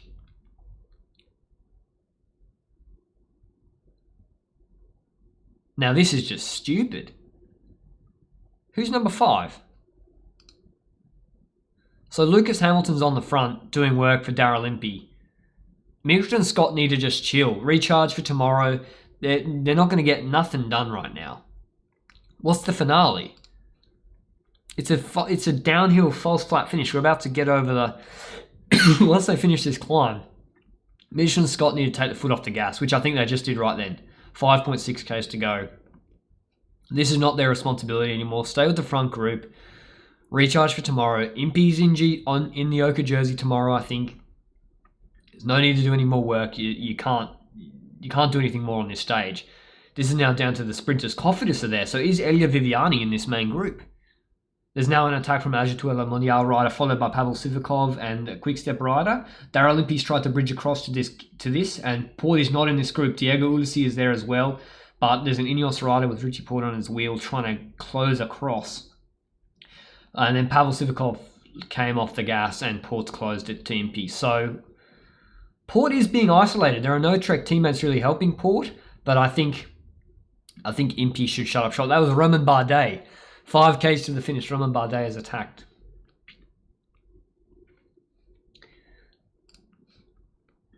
And still Pavel Sivakov is trying to counter, I guess, to the left-hand side, but really everyone's on his wheel. So there is definitely some crosswind chaos happening right now, and I wish I could use this content. But props to Romain Bardet. 4.6 k's left. Sunglasses on. F's in the chat for the Lanterne Rouge. Any stickers or donations would be appreciated so we can buy the rights next year for the Tour Down Under, so I can show you the footage and talk over it. Caleb Ewan, number 31, is in this group. Cameron Myers come back. Bahrain McLaren, what have they done in this race? And finally, Sunweb are well represented. They got the full train now for Sunweb, and I think this is going to come down to a sprint, but what will Caleb Ewan have left in the legs after that climb? If Caleb Ewan wins today, I know Milan San Remo is, double the distance, literally almost double the distance of this race. But if Caleb Ewan wins today, we're getting excited. But now Mitchelton are just trying to control, I guess. What do you guys think? I mean, I don't really get it. Like, maybe if they think Caleb's too cooked and Impey has good legs, maybe maybe Impey couldn't get bonus seconds in the sprint, is what they think. But I think Caleb is probably going to come top 3 in this. Diego Ulissi is still here. He was looking pretty good. Matteo Cataneo has a pretty good finish too. I don't know if Elia Viviani is in this group or not. Okay, so Richie Porte, this is interesting right now, and they're not really seeing it. Richie Porte's really badly isolated in a way that you don't realise. So Mitchell and Scott have got, because it's the crosswind's quite hard, and I'm sort of retracting my comments, because the crosswind was really hard from the right to the left of the road. Mitchell and Scott went to the left-hand side of the road, gutted everyone, and then Richie Porte was on the right-hand side of the peloton, getting that wind, hitting him there. No teammates in front of him just about. NTT have come to the front of the group, and 51 k's an hour, last kilometre. This is interesting. Like, Porte wasn't in a great spot mid-pack there, because if a split happens, and I guess that's what Mitch and Scott were trying to do, if a split happens, well, he'd be cooked. 2.7 k's to go, run into the finish. Still Impey second wheel, and Simon Yates still there. I think it's either, I don't know who's on the front, whether it's still, it can't still be Lucas Hamilton, surely. But 2.4 k's to go. This is a quick finish. Education First are now moving up to the left-hand side of the road. I'm not sure if they still have their sprinter in this group, but Caleb Ewan's very deep in the pack, and I'm not sure he has the teammates to bring him through, so I'm not sure how Caleb's going to win this. Morkov is there for Quick Step. Could this be the day that Morkov actually gets a win for himself? Because correct me if I'm wrong, but I don't think Sam Bennett's there. I see an Israel Cycling Academy rider, surely it can't be Greipel, but Mitchell and Scott are not going quick enough, and they're now being swamped on the left. Oh, it's almost an attack. And Richie Porte's second wheel. Finally, a Trek rider comes up to help Richie Porte. That looks like Luke Durbridge to me in the middle of the pack. But Porte's still not really got a wheel to follow. NTT, who are they riding for? This is pretty hectic. But Morkov is in good position. Well, this could be the day. Oh, no. I take back everything, Caleb Ewan. I apologise to the Lotto Sudal lead out train. 1.5 k's to go. Is that Kluger? Caleb's lead out man has come up to the left-hand side of Ineos and NTT on the right-hand side. Who is the NTT guy? Who have NTT riding for? Giacomo Nizzolo, maybe? But this could be Caleb time, baby. 1.1 k's to go, and they're really... It's a downhill false flat finish, so it'll be super fast. So they need to go a little bit earlier than normal, and I think Kluger is fourth wheel on the left-hand side, trying to push off that NTT rider. Caleb Ewan's following him now, and he's making him move to the left-hand side. I think Caleb's lost his wheel. Caleb's lost his wheel through that corner. 600 meters to go, but maybe... Yeah, Caleb's got pushed back and he's not in a great position, I don't think. He's lost a fair few wheels. And maybe there's a Cofidis rider there as well. Cameron Myers leading out on the front. Cofidis rider fourth wheel. Yeah, Caleb's, I think, way too far back. And Kluger's... See, if he was on Kluger's wheel right now, and there's a split happened as well, Mordakov's gone to the left-hand side of the road. I think Sam Bennett's on his wheel too. Maybe Caleb went back to get Sam Bennett's wheel. Yeah, Caleb's done. And... who is this? NTT rider wins ahead of Cofidis. Sam Bennett third. Is that Giacomo Nizzolo?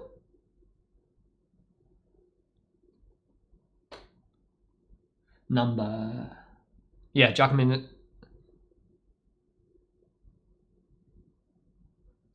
Yeah, Giacomo Nizzolo wins. Jasper Philipsen came... I don't know why Prize Cycling Sass is saying... it was Simone Consoni. Okay, this is so funny. Simone Consoni came second for Cofidis. Jasper Philipsen for UAE.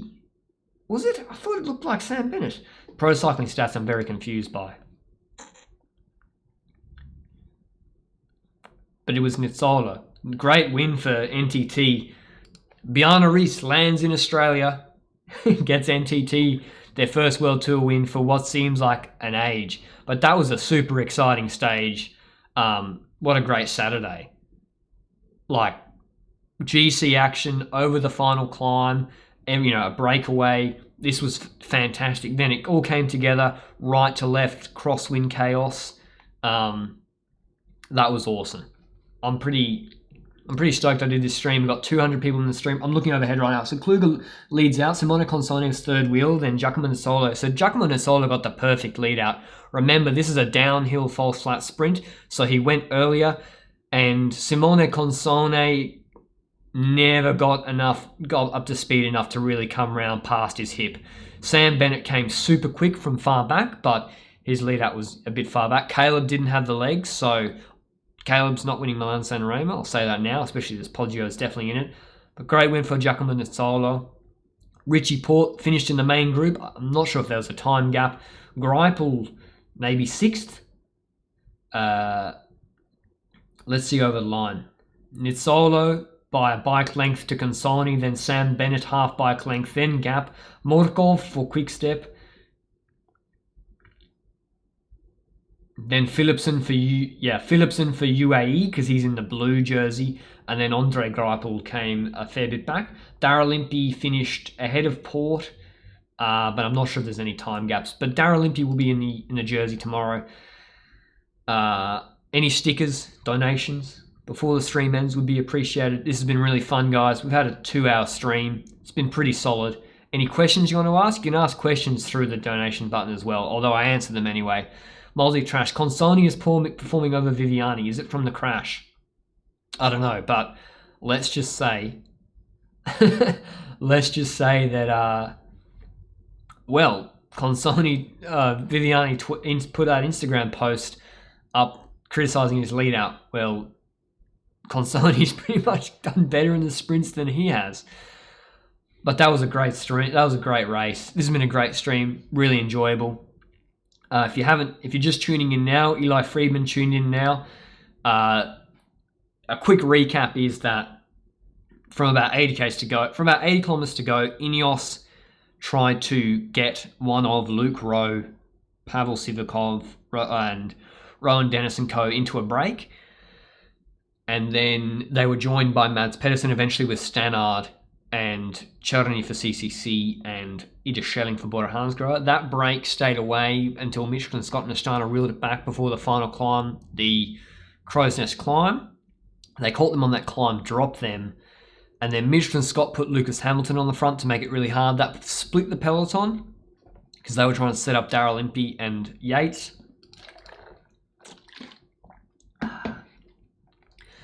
And so over the top of that climb, they had maybe a 15 to 18 second gap on the peloton, a select group of, say, Bennett, Sivakov, Dennis, Dylan Van Baal, I think, Yates and Impey. But eventually there was a right to left crosswind after the descent on the run into the finish.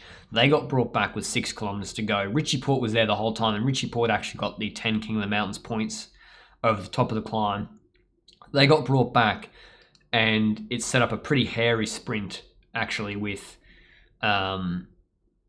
Michelin Scott being caught. They tried to then split the group in the crosswind, but thank you, Moldy Trash. And thank you, by the way, for the $20, B-Sec, the goal. Really appreciate that. That then the sprinters teams took over. Roger Kluger brought Caleb Ewan up with about 1,500 meters to go, but it didn't look like Caleb Ewan had the legs, and he lost Kluger's wheel through the last important corner. And Giacomo Nizzolo got onto Kluger's wheel, followed by Simone Consone, the lead-out man for Ele Viviani, and Nizzolo gets the World Tour win. So great from him. Daryl Impey's in the lead for tomorrow. He's only about 2 or 3 seconds ahead of Richie Porte. It's Willunga. Like the stream if you like this stream. I really enjoyed it. Solid 2 hours. We had 200 in the chat. Awesome work, guys. Tour de France, you know we're going to have 10,000 in here in the Tour de France. Anyway, final 5 minutes before I got to go. 5 minutes, please ask your questions or use the sticker button or whatever. Ask your questions if you want. I'll answer those questions. My voice is starting to go. What did you think of that stage? What happened to Sabatini? Not sure, actually. Ling Ling Jr. I love... Oh, Adventures on a $700 hardtail. Thanks for what you do. Love the glasses. Thank you. See, the thing is, guys, these live streams, like, no one watches them afterwards because it's live, right? But, so, whereas if I make a Milan San Remo 2015 video, put it up, that'll make, that makes that's really good for my channel. Lots of people watch it, but you guys' donations really, I eventually want to do this maybe full time, so it has to make sense for me. So I really appreciate that. Remco will win San Juan. I don't think so. He didn't do that great last year, did he? At San Juan, but different to last year. But Ling Ling Jr. said, I love the Remco hype, but what do you think the chances are of him burning out super hard within 2 or 3 seasons? It happens a ton with young runners, Mary Kane and Matthew Matten. Yeah, but Mary Kane, wasn't she being borderline abused by Salazar? He had her, he mentally cooked her, right? So, yeah. I don't think Remco will burn out because he'll be winning, whereas Mary Kane wasn't winning too much. Eli Friedman, do you think Dechen chasing hard, the break might have stayed away? Nah, I think they were going to bring back that break anyway because the break weren't working together. Those guys, they weren't working together. They're all looking at each other, not pulling turns properly. Paul just joined in, but what did you think about the gap Gibbons left? Pretty good move, right? So Ryan Gibbons, South African for NTT. Did he leave a gap through one of the last corners to Minnesota's wheel? Maybe. I'll have to look at I'll have to slow down the helicopter overhead shot. Raymond Benaventura, will Yates work for Impey tomorrow? He has to. He has to. They have to set up Impey for some intermediate seconds and then hope to hang on to Porte as much as they can on Willunga like they have in previous years. But anyway, thanks for watching. Really appreciate it, guys. Enjoy the stream. I'll see you tomorrow for Willunga, the final stage of the Tour Down Under. It's going to be a cracker.